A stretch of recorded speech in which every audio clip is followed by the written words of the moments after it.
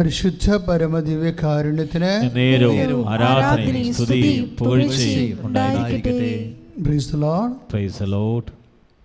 പ്രിയമുള്ളവരെ,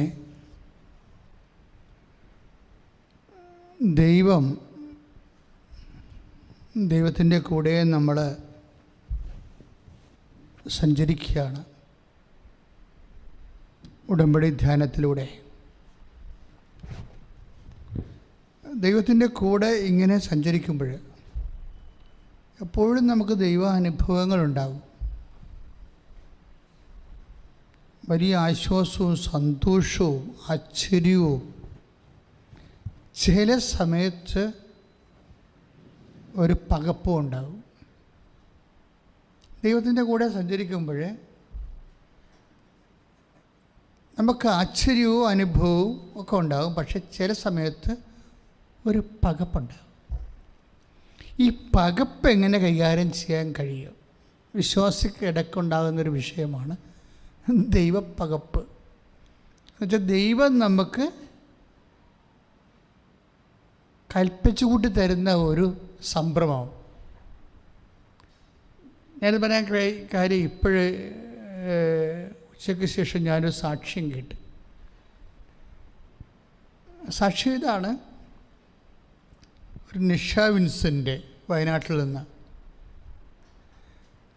അപ്പോൾ അവർക്ക് 6 വയസ്സ് മുതലേ കയ്യിൽ അലർജിയാണ്.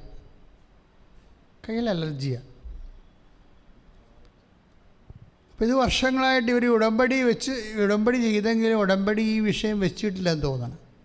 കാര്യം അവരവരുടെ ജീവിതത്തിൻ്റെ കൂടപ്പിറപ്പായിട്ട് കൊണ്ടു നടക്കുന്ന കുറേ സങ്കടങ്ങളുണ്ട്. ചില മനുഷ്യർ ഇതെൻ്റെ കൂടപ്പിറപ്പാണ്, ചിലർ പറയില്ല ഇതെന്നെയും കൊണ്ടേ പോകത്തുള്ളൂ, ചിലർ ഇതെൻ്റെ വിധിയാണ്. അത് കാരണം ഇത് പ്രാർത്ഥനയ്ക്ക് പോലും വെക്കാത്ത വിഷയങ്ങൾ. അതായത് നമ്മൾ പ്രാർത്ഥനയ്ക്ക് വെക്കുന്ന വിഷയങ്ങൾ എന്താണ്? ആ വിഷയങ്ങളിൽ നമ്മൾ ദൈവത്തെ വിശ്വസിക്കുന്നുണ്ടോ? കല്യാണം, വീട്, വിവാഹം, ജോലി, പരീക്ഷാ വിജയം, അങ്ങനെ ഇപ്പം കിട്ടുമെന്ന് നമ്മൾ വിചാരിക്കുന്ന പല കാര്യങ്ങളെയും നമ്മൾ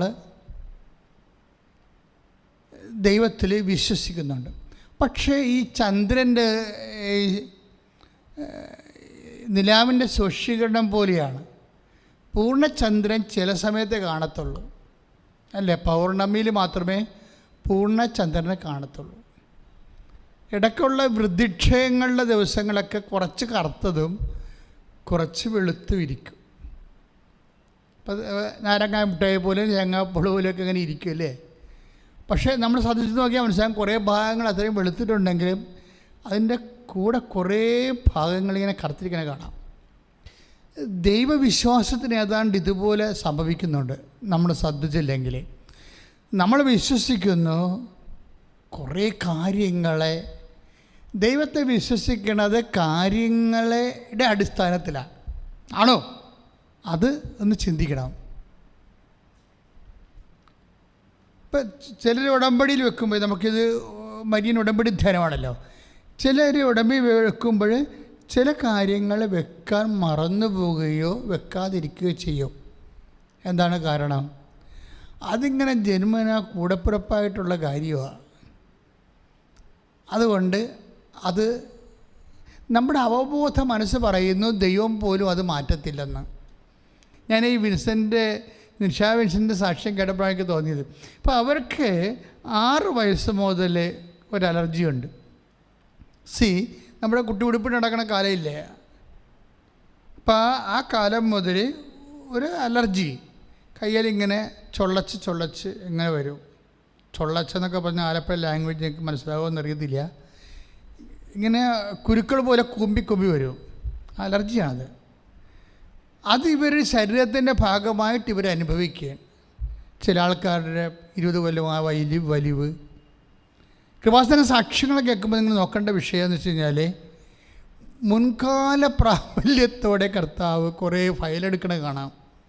ദൈവത്തിൻ്റെ നമുക്ക് ഒരു കാര്യം ദൈവവേദന ശ്രദ്ധിക്കണം. ഒരു കാര്യം 2 തരത്തിൽ നമുക്ക് അക്സെപ്റ്റ് ചെയ്യാം.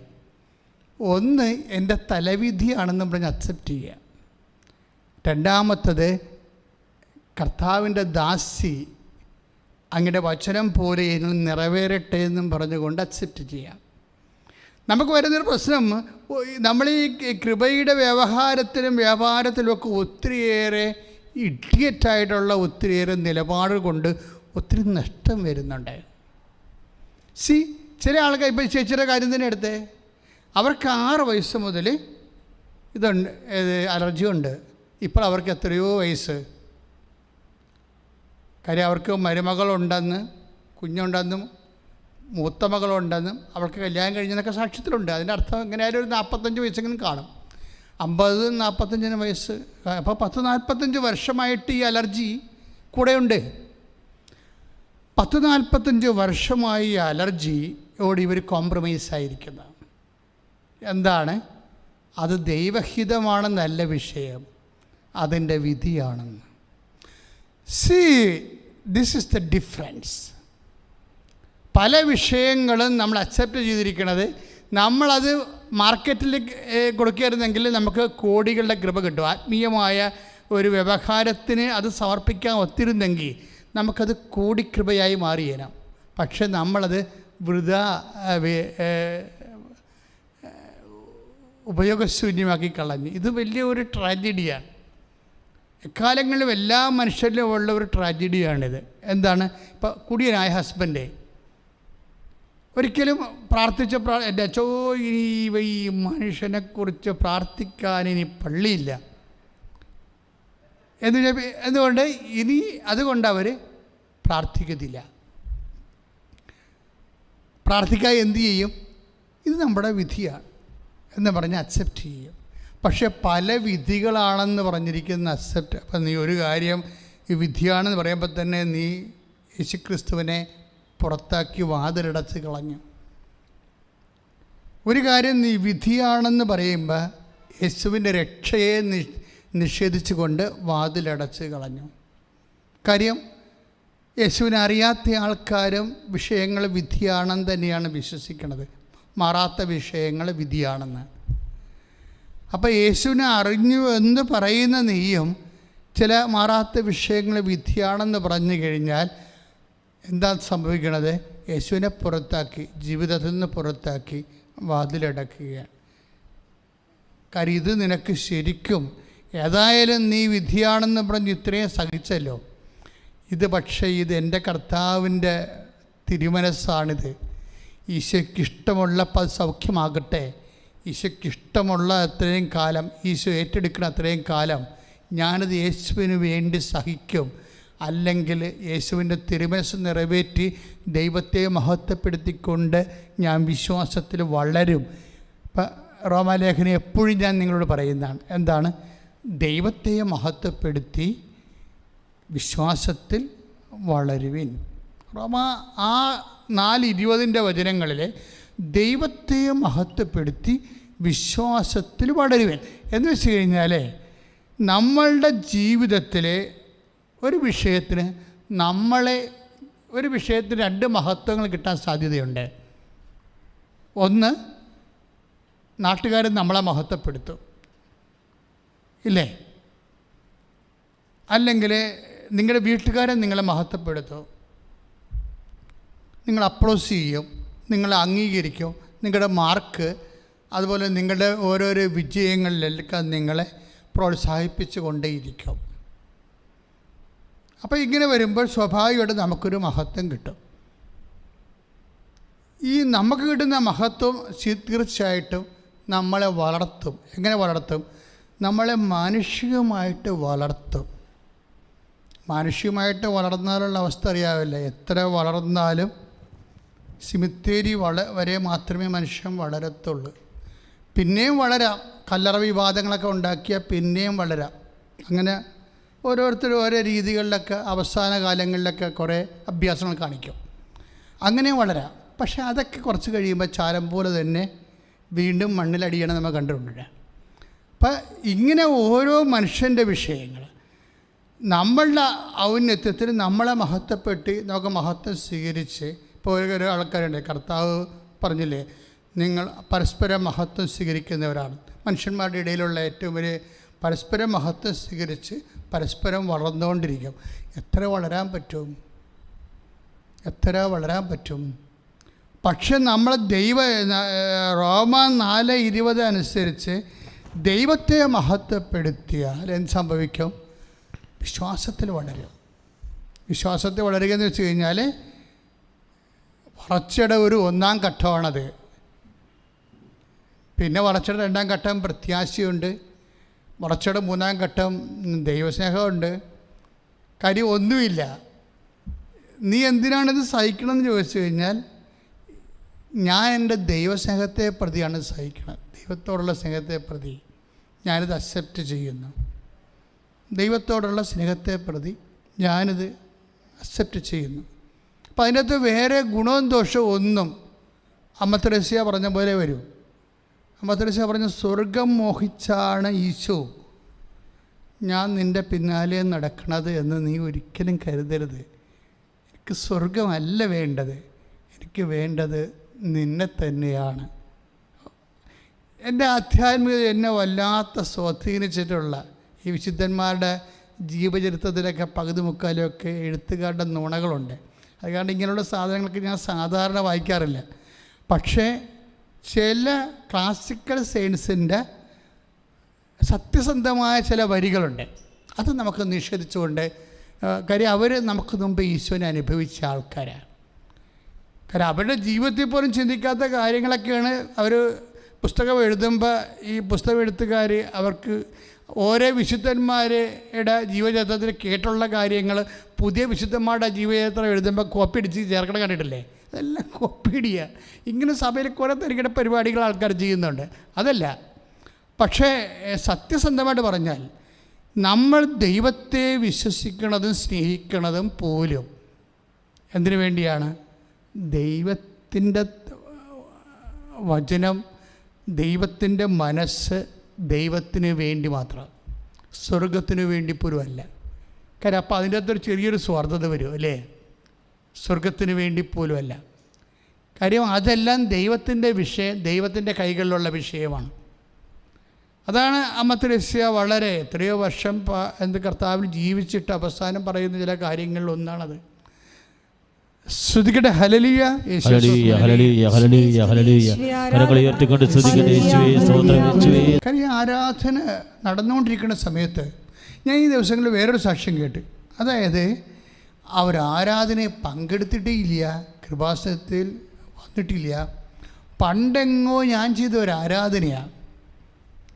പക്ഷെ ആ ആരാധനയുടെ സമയത്ത് അവിടെ വിളിച്ച് പറയുന്ന ഒരു സംഭവമുണ്ട്. കഴുത്തിലെ വ്രണം, മുഴ അപ്രത്യക്ഷമാകുന്നതായിട്ട് ആരാധനയെ വിളിച്ച് പറയും.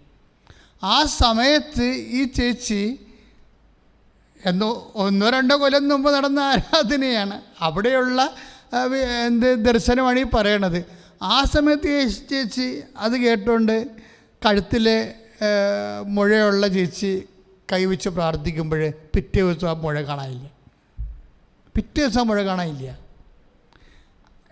അതെന്ന് വെച്ച് കഴിഞ്ഞാൽ എത്ര പഴയ ധ്യാനമാണെങ്കിലും നമ്മൾ അവിടെ പറയണ എന്താണ്? ദൈവവചനമല്ലേ പറയണത്.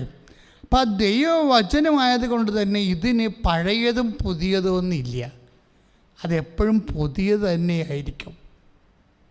നമ്മൾ സങ്കീർത്തനങ്ങളൊക്കെ വായിക്കുന്ന പോലെ ഓരോ പ്രഭാതത്തിലും എനിക്ക് നിന്നോടുള്ള സ്നേഹം പുതിയതായതുപോലെ നീ കേൾക്കുന്ന വചനങ്ങളും ആ പുതിയ സ്നേഹത്തിൻ്റെ അനുഭവമാണ് നമുക്ക് നൽകുന്നത്. ശ്രുതിക്കട്ടെ, ഹല്ലേലൂയ. പറഞ്ഞുകൊണ്ട് വന്ന വിഷയം, അതായത് ഓരോ മനുഷ്യൻ്റെ വിശ്വാസത്തിലും കുറച്ച് വെളിച്ചവും കുറച്ച് ഇരുളും കിടക്കുന്നുണ്ട്. ഈ ഇരുളെന്ന് പറയണത് ആ വിഷയത്തിൽ നീ ദൈവത്തിലെ വിശ്വസിക്കുന്നില്ല. എന്താ കാര്യം? കുറേ കാലം നീ പ്രാർത്ഥിച്ചതാണ്. ഇപ്പോൾ അയൽവാസികൾ തമ്മിലുള്ള വസ്തു തർക്കമാണെന്ന് വിചാരിച്ചോ. ആ വസ്തു തർക്കം വർഷങ്ങളായി നിങ്ങളുടെ ഭിന്നതയിലാണ്. ആ ഫയൽ നീ ക്ലോസ് ചെയ്ത് എവിടെ? അവരോടും മിണ്ടണില്ല, ആ വിഷയം ദൈവത്തോടും മിണ്ടണില്ല. അപ്പോൾ നീ ആരായി മാറും? മൂകപ്പിശാസായി മാറും. കർത്താവിൻ്റെ ഒരു സ്വഭാവം എന്താണ്? മൂകപ്പിശാസിനെ അവൻ ബഹിഷ്കരിക്കും. അപ്പം കാര്യം ഒരു അതിർത്തി തർക്കം ഉണ്ടായി. എന്നിട്ടത് കുറേ നാൾ കോംപ്രമൈസൊക്കെ ചെയ്യാൻ വേണ്ടി ആൾക്കാരെ മധ്യസ്ഥന്മാരൊക്കെ വെച്ചു, നീയും കുറേ പ്രാർത്ഥിച്ചു. ഇപ്പോഴെന്താണ് അതിനൊരു അനക്കമില്ല. അപ്പോൾ നീ എന്ത് ചെയ്ത് ആ വിഷയം നീ വിട്ടു. ആരൊക്കെ വിട്ടു? ദൈവത്തിനിടയ്ക്കൊന്നും വിട്ടു, അയൽവാസിയോട് മിണ്ടാട്ടവും ഇല്ല. ആ വിഷയം ദൈവത്തോടും മിണ്ടാട്ടം ഇല്ല. ഇപ്പം രണ്ട് തരത്തിൽ നീ മിണ്ടണില്ല. ഒന്ന്, ആ വിഷയം നീ ദൈവത്തോട് മിണ്ടണില്ല. എന്താണ്? അത് ദൈവം ഇതിനെ ശ്രദ്ധിക്കത്തില്ല, ദൈവത്തിന് പോലും ചെയ്യാൻ പറ്റത്തില്ല എന്ന് നിൻ്റെ അവബോധ മനസ്സ് നിനക്ക് തെറ്റായ ഉപദേശം നൽകിയിരിക്കുന്നു. അയൽവാസിയോട് നീ മിണ്ടാറേയില്ല ആ വിഷയം കാരണം. നീ അയൽവാസിയോട് ആ വിഷയം കാരണം മിണ്ടാതിരിക്കുമ്പോൾ നീ എന്താണ് ദൈവത്തോട് പറയണത്?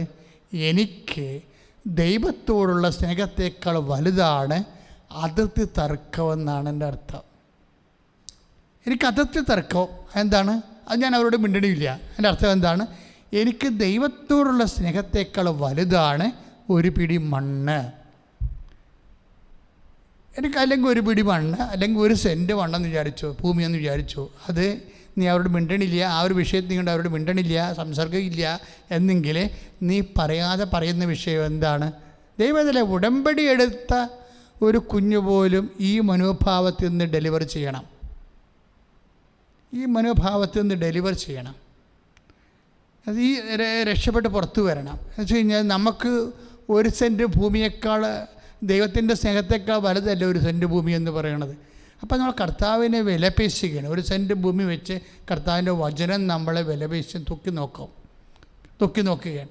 അതായത് ഇങ്ങനെ കുറേ ഇപ്പം നമ്മൾ ബന്ധനം അഴിക്കണം എന്നൊക്കെ പറഞ്ഞില്ലേ, സത്യസന്ധമായി കഴിഞ്ഞാൽ ഈ സ്വഭാവത്തിൽ വന്നുപെട്ട ബന്ധനങ്ങളില്ലേ, അതാണ് ആദ്യം അഴിക്കേണ്ടത്.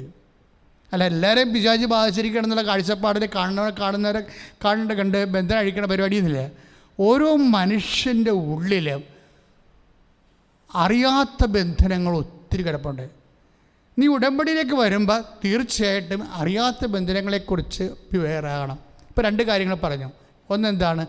ചില ഫയൽ ക്ലോസ് ചെയ്തിരിക്കുന്നു, ആ വിഷയം ദൈവത്തോട് പറയണില്ല, ആ വിഷയം നിൻ്റെ പ്രതിയോഗിയോടും പറയുന്നില്ല. അത് നീ സൈലൻ്റായിട്ട് കൊണ്ടു നടക്കണം. ഇപ്പോഴും ഉടമ്പടി എടുത്തിട്ടുള്ള വ്യക്തികളാണെങ്കിൽ നീ ദൈവമായിട്ട് ഉടമ്പടിയിലാണ്. അപ്പോൾ നിൻ്റെ വിശ്വസ്തതയുടെ ഒരു ഭാഗമായിട്ട് വരും. എന്താണ്? ഉടമ്പടി അടിസ്ഥാനപരമായിട്ട് എന്താണ്? അനുതാപത്തിൻ്റെ പ്രാർത്ഥനയാണ്. അനുതാപത്തിൽ നിന്നാണ് വിശ്വസ്തത ഉണ്ടാകുന്നത് അല്ലേ? എല്ലാ വിഷയവും ചിലപ്പോൾ ദൈവം ഹാർഡാക്കി തരും. സിമ്പിളായിട്ടുള്ള കാര്യങ്ങൾ ഹാർഡാക്കി തരും. ചിലപ്പോൾ ഉടമ്പടി ചെയ്യണവരെ സിമ്പിളായി ഉള്ള കാര്യമായിരിക്കും, ഉടമ്പടി ചെയ്യുമ്പോൾ ആ വിഷയം ഹാർഡായി മാറും. ഇപ്പം ഞാൻ ഈ നിഷ വിൻസൻ്റെ കാര്യം പറഞ്ഞത് എന്താ അറിയാമോ? ഇതുപോലെ നിഷ വിൻസൻ്റെ ധ്യാനം കൂടിക്കൊണ്ടിരിക്കുന്ന സമയത്ത് പെട്ടെന്ന് അലർജിയെക്കുറിച്ചുള്ള പ്രാർത്ഥനകൾ യൂട്യൂബിൽ കേൾക്കൊണ്ടിരിക്കുകയാണ്. അലർജിയെക്കുറിച്ചുള്ള പ്രാർത്ഥനകൾ. അവളെന്നാ ചെയ്തിരിക്കണത്? അവളുടെ ഇപ്പോൾ ആ ചേച്ചിക്ക് ഇപ്പോൾ 47 വയസ്സില്ലേ, ഇപ്പം കയ്യിൽ മുഴുവൻ അലർജിയാണ്. 6 വയസ്സ് തുടങ്ങിയതാണ്. ഈ അലർജി യൂട്യൂബിൽ മൊബൈലിൽ കാണിച്ചുകൊണ്ട് പ്രാർത്ഥിക്കും. അലർജിക്കൈയുടെ കൈകൾ മൊബൈലിൽ കൃപാസനം ധ്യാനത്തിൻ്റെ മൊബൈൽ വെച്ചുകൊണ്ട് ധ്യാനത്തിൻ്റെ പ്രാർത്ഥനാ സമയത്ത് ഈ വയനാട്ടുകാരത്തെ നിഷ വിൻസെൻ്റ് തൻ്റെ അലർജി വന്ന 6 വയസ്സ് തുടങ്ങിയ അലർജിയുടെ കൈകൾ ഈ മൊബൈലിൽ കാണിച്ചുകൊണ്ട് പ്രാർത്ഥിക്കും. വിശ്വാസ പ്രമാണം ചൊല്ലി സ്തുതിച്ച് പ്രാർത്ഥിക്കും. എൻ്റെ പൊന്നെ, പണിയായിപ്പോയി. എന്താ പണിയായത്? ഇതുവരെ ഒരു പ്രശ്നമില്ലാതിരുന്ന കൈയാണ്, അലർജി മാത്രമേ ഉണ്ടായിരുന്നുള്ളൂ. പിറ്റേ ദിവസം ഈ സാധനം ഇങ്ങനെ പൊള്ളിപ്പഴുത്ത് വലിയ വികൃതമായി മാറി. അപ്പോൾ ഇവർക്കൊരു പ്രശ്നമായി. എന്താ സംഭവം? ഇവളൊരു പരീക്ഷണത്തിന് വേണ്ടി കാണിച്ചു നോക്കിയതാണ്. ഒക്കട്ടെ കിട്ടിയ കുട്ടിയെന്നും പറഞ്ഞുകൊണ്ട് കാണിക്കണമല്ലോ ചില ആൾക്കാർ. ദൈവത്തിൻ്റെ അടുത്ത് ഇങ്ങനെ ഒരു കളിക്ക് വരരുത് ഒരിക്കലും. അതായത് ഒക്കട്ടെ കിട്ടിയ കുട്ടി പോയ ചട്ടി എന്നും പറഞ്ഞുകൊണ്ട് പ്രാർത്ഥിക്കുന്ന ആൾക്കാരില്ലേ? പലരുടെയും പ്രാർത്ഥനയിൽ ഈ സാധനമുണ്ട്. പ്രാർത്ഥിക്കും, പക്ഷേ ഒക്കത്തില്ലെന്ന് എനിക്കറിയാം എന്ന് ഉള്ളിൽ വിചാരിക്കും. ഈ ഉള്ളിൽ വിചാരിപ്പെന്ന് പറയണത് വല്ലാത്ത പെശകസ് പരിപാടിയാണ്. നീ എന്ത് പ്രാർത്ഥിക്കുന്നോ, നീ എന്ത് ഉള്ളിൽ വിചാരിക്കുന്നോ, രണ്ട് സെയിമാണ്. അപ്പോൾ ഓരോ വിഷയവും നമുക്ക് അർഹിക്കുന്ന രീതിയിലുള്ള വിശ്വാസം വേണ്ടേ? വിശ്വസിക്കുന്നുണ്ട്, പക്ഷേ അതിൻ്റേതായിട്ടുള്ള അർഹിക്കുന്ന രീതിയിലുള്ള വിശ്വാസം. ഇപ്പം എല്ലാ വിഷയത്തിനും ഇപ്പോൾ പണ്ട് ഞാൻ ഇടയ്ക്ക് പറയാറുണ്ട്, കണ്ണൂരിൽ നിന്നൊരു മോള് ഒരു ബോയൻ്റെ വെഞ്ചരിക്കാൻ കൊണ്ടുവന്ന ബോയൻ്റെ എന്ന് പറയുന്നത് അമ്പും വില്ലും. ഇപ്പം നാഷണൽ അത്ലറ്റാണ്, ദേശീയ താരമാണ്. അപ്പം അവർ ബോയൻ്റെ ആരോയാണ് അവരുടെ സ്പെഷ്യലൈസ് ചെയ്തിരിക്കുന്നത്. അപ്പം അത് അവർ കണ്ണൂരിൽ ട്രെയിനിൽ കൊണ്ടുവന്നതാണ് ഇവിടെ വെഞ്ചരിക്കാൻ. കുർബാന കഴിഞ്ഞപ്പോൾ ഞാൻ ആ ബോയൻ്റെ ഞാൻ തന്നെ പൊക്കിയിട്ട് എനിക്ക് പൊക്കാൻ പറ്റാതെ ബുദ്ധിമുട്ടുണ്ടായിരുന്നാൽ അത് ഈസി അല്ലായിരുന്നു. അപ്പം ഞാനിവിടുത്തെ ആ മോളെ കണ്ടപ്പോൾ അവർക്ക് എങ്ങനെയായാലും ഒരു 17 വയസ്സൊക്കെ കാണും. അത്ര എന്നെപ്പോലെ സ്കെൽറ്റ് ടൈപ്പാണ്. പക്ഷെ ഞാനൊരു കൊച്ചിങ്ങനെ ഇത് പൊക്കിയിട്ട് വേണ്ടേ ഇത് ഷൂട്ട് ചെയ്യാൻ. അപ്പോൾ ചിലപ്പോൾ എനിക്കറിയാം പ്രാക്ടീസ് കൊണ്ട് അത് ചെയ്യാൻ പറ്റുമെന്ന് വിചാരിക്കും. ഞാനിത് ബോയൻ്റെ വെഞ്ചരിച്ച് കൊടുത്തു. നാഷണലിൽ പോകണമെങ്കിൽ അതിൻ്റെ അർത്ഥം എന്താണ്? അവർ സ്റ്റേറ്റിൽ കിട്ടിയിട്ടല്ലേ അത് പോണത്. 3 കോടി ജനങ്ങളുടെ ഇടക്കുന്ന് അവർക്ക് ഒരു 1ാം സമ്മാനം കിട്ടിയിട്ടാണല്ലേ കൊച്ച് ദേശീയ മത്സരത്തിന് പോണത്. പക്ഷെ അവൾ പോയി കഴിഞ്ഞ സമയത്ത് എനിക്ക് മറ്റൊരു തരത്തിലുള്ള ചിന്തയാണ് വന്നത്. എന്താ കാര്യം? ബോയൻ്റെ ഞാനത് പിടിച്ച് ചെയ്യണമെങ്കിൽ മിക്കവാറും ഒരു 10 മീറ്റർ ചെന്ന് അത്രേ ഉള്ളൂ. പക്ഷേ ആ കുട്ടി അത് ചെയ്യുമ്പോൾ അത് ചിലപ്പോഴൊരു 30 മീറ്റർ പോകും. 30 മീറ്റർ പോയാൽ പറ്റത്തില്ല. അതിൻ്റെ ലക്ഷ്യത്തിൽ ചെന്നത് തറക്കണം.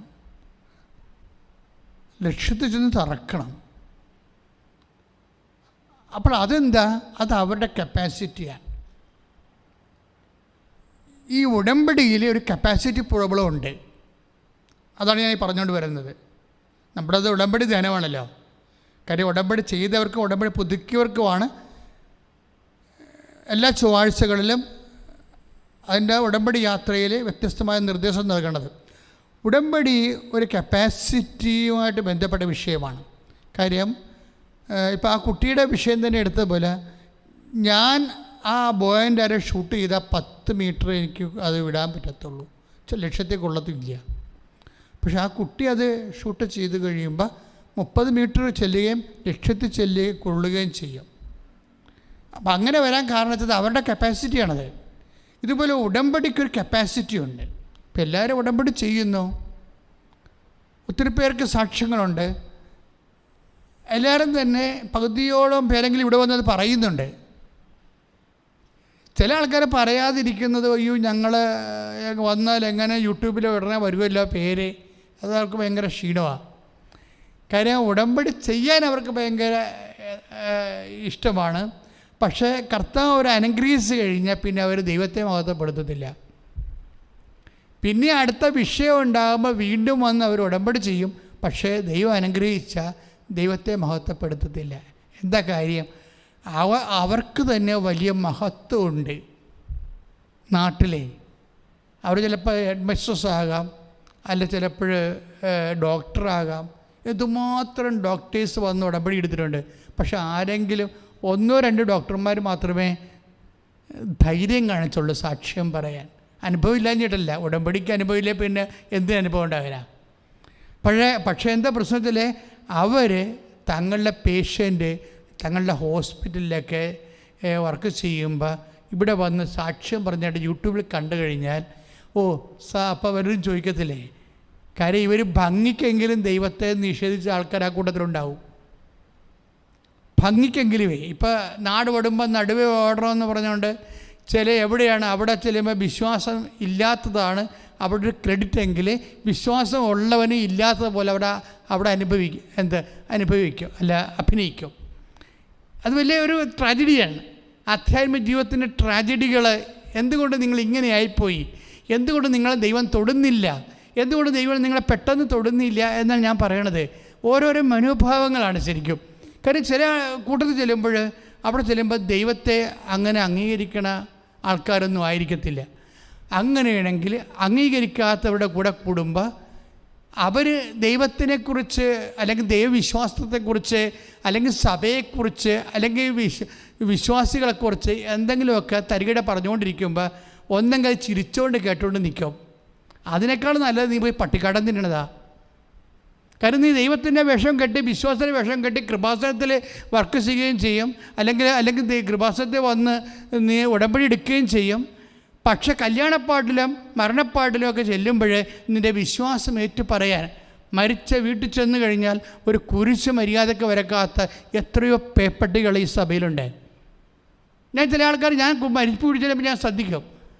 കാര്യം ഒരു വിശ്വാസമുള്ളവ വന്നിട്ട് ആ മൃതശരീരത്തിന് നേരെ നിന്നിട്ട് അവിടെ നിന്നിട്ട് കുരിശ് വരച്ചിട്ട് ഒരു സ്വർഗസ്ഥനായതും ഒരു നന്മ നിറഞ്ഞൂറും ചൊല്ലി ആത്മാവിന് വേണ്ടി കാഴ്ചവെച്ച് കുറച്ചു നേരം മൗനമായി പ്രാർത്ഥിച്ചിട്ടാണ് നമ്മൾ മാറിയിരിക്കുന്നത്. ഇതങ്ങനെയല്ല. നേരെ വന്ന് മുഖത്തിട്ട് നോക്കും, ശവത്തിൻ്റെ മുഖത്ത് നോക്കിയിട്ട് വേറൊരു ശവമായി പോയി അവൻ കസേരയിരിക്കും. ഇങ്ങനെ കുറേ ശവക്രിസ്ത്യാനികളുണ്ട്. കാര്യം ദൈവം നമ്മൾ അടുക്കുന്ന ദൈവാനുഭവം കിട്ടുന്നില്ല എന്നല്ല പ്രശ്നം. നമ്മൾക്ക് എന്താ സംഭവിച്ചത്? നമ്മൾ ഒക്കെ ചേര തിന്നണ നാട്ടിൽ തന്നപ്പോൾ നടുത്തുണ്ടൻ തിന്നാൻ വേണ്ടിയുള്ള വ്യഗ്രത കാണിച്ചു. വിശ്വാസം കുറവുള്ളവൻ്റെ അടുത്ത് എന്നിട്ട് അവസാനം അവൻ പറയണത് വേദപ്രമാണമാക്കി എടുത്തിട്ട് നമ്മളും അവനെപ്പോലെ അഭിനയിച്ചുകൊണ്ട് അവരിലൊരാളായിട്ട് കേമത്വം നടിച്ചു ദൈവത്തെ തള്ളിപ്പറഞ്ഞോ. ഇങ്ങനെ ദൈവത്തെ തള്ളിപ്പറയുന്നത് പിന്നെ ഞാനാണെങ്കിൽ എൻ്റെ സ്വഭാവം അനുസരിച്ച് ഞാനൊരാളെ വിലയിരുത്തണത് അവന് കർത്താവുമായിട്ട് ബന്ധമുണ്ടോ ഇല്ലേ എന്നാണ്. ഭയങ്കരമായിട്ട് ശരിക്കും ഞാൻ ഭയങ്കര ചൂസ് ചെയ്താണ് ആൾക്കാരെ കൈകാര്യം ചെയ്യണത്. ദൈവത്തിന് ആവശ്യമില്ലാത്ത ആൾക്കാരെ അല്ലെങ്കിൽ ദൈവത്തെ അംഗീകരിക്കാത്ത കൂട്ടായ്മയിലോ ദൈവത്തെ അംഗീകരിക്കാത്ത ഒരു സാംസ്കാരിക വേദി പോലും അടുക്കത്തില്ല. Why should we waste our time? കാരണം ഞാൻ പട്ടം വാങ്ങിച്ചിരിക്കുന്നത് അങ്ങനെയുള്ളവർക്ക് ദൈവത്തിലേക്ക് വരാൻ താല്പര്യമുണ്ടെങ്കിൽ തീർച്ചയായിട്ടും അതിനു വേണ്ടി നമ്മൾ പരിശ്രമിക്കും. അല്ലാതെ നമ്മുടെ സമയം വേസ്റ്റ് ചെയ്യത്തില്ല. എന്താ കാര്യം വെച്ചാൽ നീ ഇങ്ങനെ പലപ്പോഴും ഇതുപോലെയുള്ള വ്യക്തികളുടെ വിശ്വാസം, പല ആൾക്കാരുടെയും വിശ്വാസം തണുത്തു പോയത് എങ്ങനെയാണെന്നറിയാമോ? വിശ്വാസം പ്രഖ്യാപിക്കാതെ പോയത് കൊണ്ടാണ്. നമുക്ക് വിശ്വാസം പ്രഖ്യാപിക്കാൻ കഴിഞ്ഞില്ലെങ്കിൽ, ഇപ്പോൾ വിശ്വാസം നമ്മൾ സ്വീകരിച്ചു, പക്ഷേ വിശ്വാസം നമുക്ക് പ്രഖ്യാപിക്കാൻ കഴിഞ്ഞില്ലെങ്കിൽ വിശ്വാസത്തിൽ വളരാൻ പറ്റത്തില്ല. കാര്യം അതുകൊണ്ടാണ് റോമ 4:20 പറയണത്, ദൈവത്തെ മഹത്വപ്പെടുത്തണം എന്നിട്ട് വിശ്വാസത്തിൽ വളരണം. അപ്പോൾ വിശ്വാസത്തിൽ വളരാൻ കഴിഞ്ഞില്ലെങ്കിൽ, ദൈവത്തെ മഹത്വപ്പെടുത്താൻ കഴിഞ്ഞില്ലെങ്കിൽ തീർച്ചയായിട്ടും നമ്മുടെ വിശ്വാസത്തിൽ നമ്മുടെ LPG അതുപോലെ തന്നെ ലോവർ പ്രൈമറി താമസിച്ച കാലയിൽ പല അണ്ണന്മാർക്കുള്ള കുഴപ്പം എന്താ? വയസ്സമ്പത്തി ഒക്കെ ഉണ്ട്, പക്ഷേ ആദ്യ കുർബാനക്കുണ്ടായ വിശ്വാസം പോലും ഇല്ല ഇപ്പോഴും. ദൈവം കണ്ട അപ്പം തന്നെ കാലെ പിടിച്ചത് ഒരാളെ കല്ലറിലിട്ട് അടിക്കും. അത് വെച്ച് കഴിഞ്ഞാൽ ഇവന് എത്രയോ സാഹചര്യങ്ങൾ ദൈവം കൊടുത്തു, ഇവൾക്ക് എത്രയോ സാഹചര്യങ്ങൾ കൊടുത്തു. കോളേജിലായാലും ലാബോറട്ടറി ആയാലും അതുപോലെ തന്നെ മറ്റു സ്ഥലത്തിലുള്ള സാംസ്കാരിക വേദികളിലായാലും ഒരു മീറ്റിങ്ങിന് മൗന പ്രാർത്ഥന നടത്തണം വിചാരിച്ചോ? മൗന പ്രാർത്ഥന നടത്തുമ്പോൾ പോലും എഴുന്നേറ്റ് നിൽക്കുമ്പോൾ എന്താ സംഭവിക്കണത്? എന്തോ മുടന്തും മാതവും വന്ന് എഴുന്നേക്കണ പോലെ എഴുന്നേക്കണ കാണാം. എന്താ വെച്ചാൽ എനിക്കിതൊന്നും വലിയ വിശ്വാസമൊന്നും ഇല്ലെന്ന്. ഇവൾക്ക് വിശ്വാസമുണ്ട്, വിശ്വാസമുള്ള കുടുംബത്തിന്, പക്ഷേ മറ്റുള്ളവരുടെ മുമ്പിൽ അവിശ്വാസിയായിട്ട് അവിടെ അവതരിപ്പിക്കുന്നതാണ് അവിടെ റേറ്റിംഗ് ലഭിക്കുന്നുണ്ടെങ്കിൽ ദൈവത്തെ അല്ലെങ്കിൽ അവൻ ഒറ്റിക്കൊടുത്തിരിക്കും, തള്ളിപ്പറഞ്ഞിരിക്കും. ഇങ്ങനെയാണ് വിശ്വാസം മങ്ങിപ്പോയത്. ഓരോ വ്യക്തികളുടെയും വിശ്വാസം എന്തുമാത്രം ശക്തമായി വളരേണ്ടതായിരുന്നു. ഇപ്പം കഴിഞ്ഞ ദിവസങ്ങളിൽ ഒരു സാക്ഷ്യം വന്ന്, ഞാൻ എന്നെ തന്നെ പുകഴ്ത്തി പറയുകയല്ല, ആ സാക്ഷ്യം കേട്ടപ്പോൾ എനിക്ക് തോന്നി, ദൈവമേ, അതായത് നിലപാടാണ്. അതായത് അവർ ഉടമ്പടി കഴിഞ്ഞ് ഒരു പാലായിലെ ചേച്ചിയാണ്, കടത്തുരുത്തിലെ ചേച്ചിയാണ്, സാക്ഷ്യം ഇട്ടിട്ടുണ്ട്, ഞാൻ കണ്ടാൽ മതി. ഇപ്പോൾ 10,000 ആയിട്ടുണ്ട്. ആ സാക്ഷ്യം എന്താ? ആ സാക്ഷ്യം എന്ന് പറയണത്, അവർ ഒരു സാധാരണ കുടുംബത്തിൽ കന്നുകാലികളൊക്കെ വളർത്തി അതിന് പുല്ലൊക്കെ ചെത്തിക്കൊടുത്ത് പുല്ല് ചുമന്നുകൊണ്ട് പോയി കൊടുക്കണമെന്നാണ് പറയണത്. പക്ഷെ അവർ പറയണത് അവർക്ക് ആമവാദമാണ് അസുഖം. പക്ഷെ അവർക്കറിയത്തില്ല അത് ആമവാദമാണെന്ന്. കാലയെല്ലാം നീരുണ്ട്, കയ്യിലെല്ലാം നീരുണ്ട്, ശരീരത്തിൽ മുഴുവൻ നീരുണ്ട്, നടക്കുമ്പോൾ പ്രയാസമാണ്. എന്താണ് രോഗമെന്ന് പറയും. ഡോക്ടർമാരടുത്ത് ചെന്നാൽ വല്ല ഓപ്പറേഷനോ വല്ലതും വരികയാണെന്നെങ്കിൽ അതിനുള്ള കാശും കയ്യില്ല, വീട്ടിൽ നിന്ന് പോകാനും പറ്റത്തില്ല. ഇവരിതൊന്നും പറഞ്ഞിട്ടുമില്ല. സങ്കടം, സ്വകാര്യ സങ്കടം അനുഭവിച്ച് സ്വന്തമായിട്ട് തീർക്കുക. അത് ഇതുപോലെ ഒരു സംഭവമാണ്. പാസീവ് ഉടമ്പടി വെച്ചിട്ടില്ല.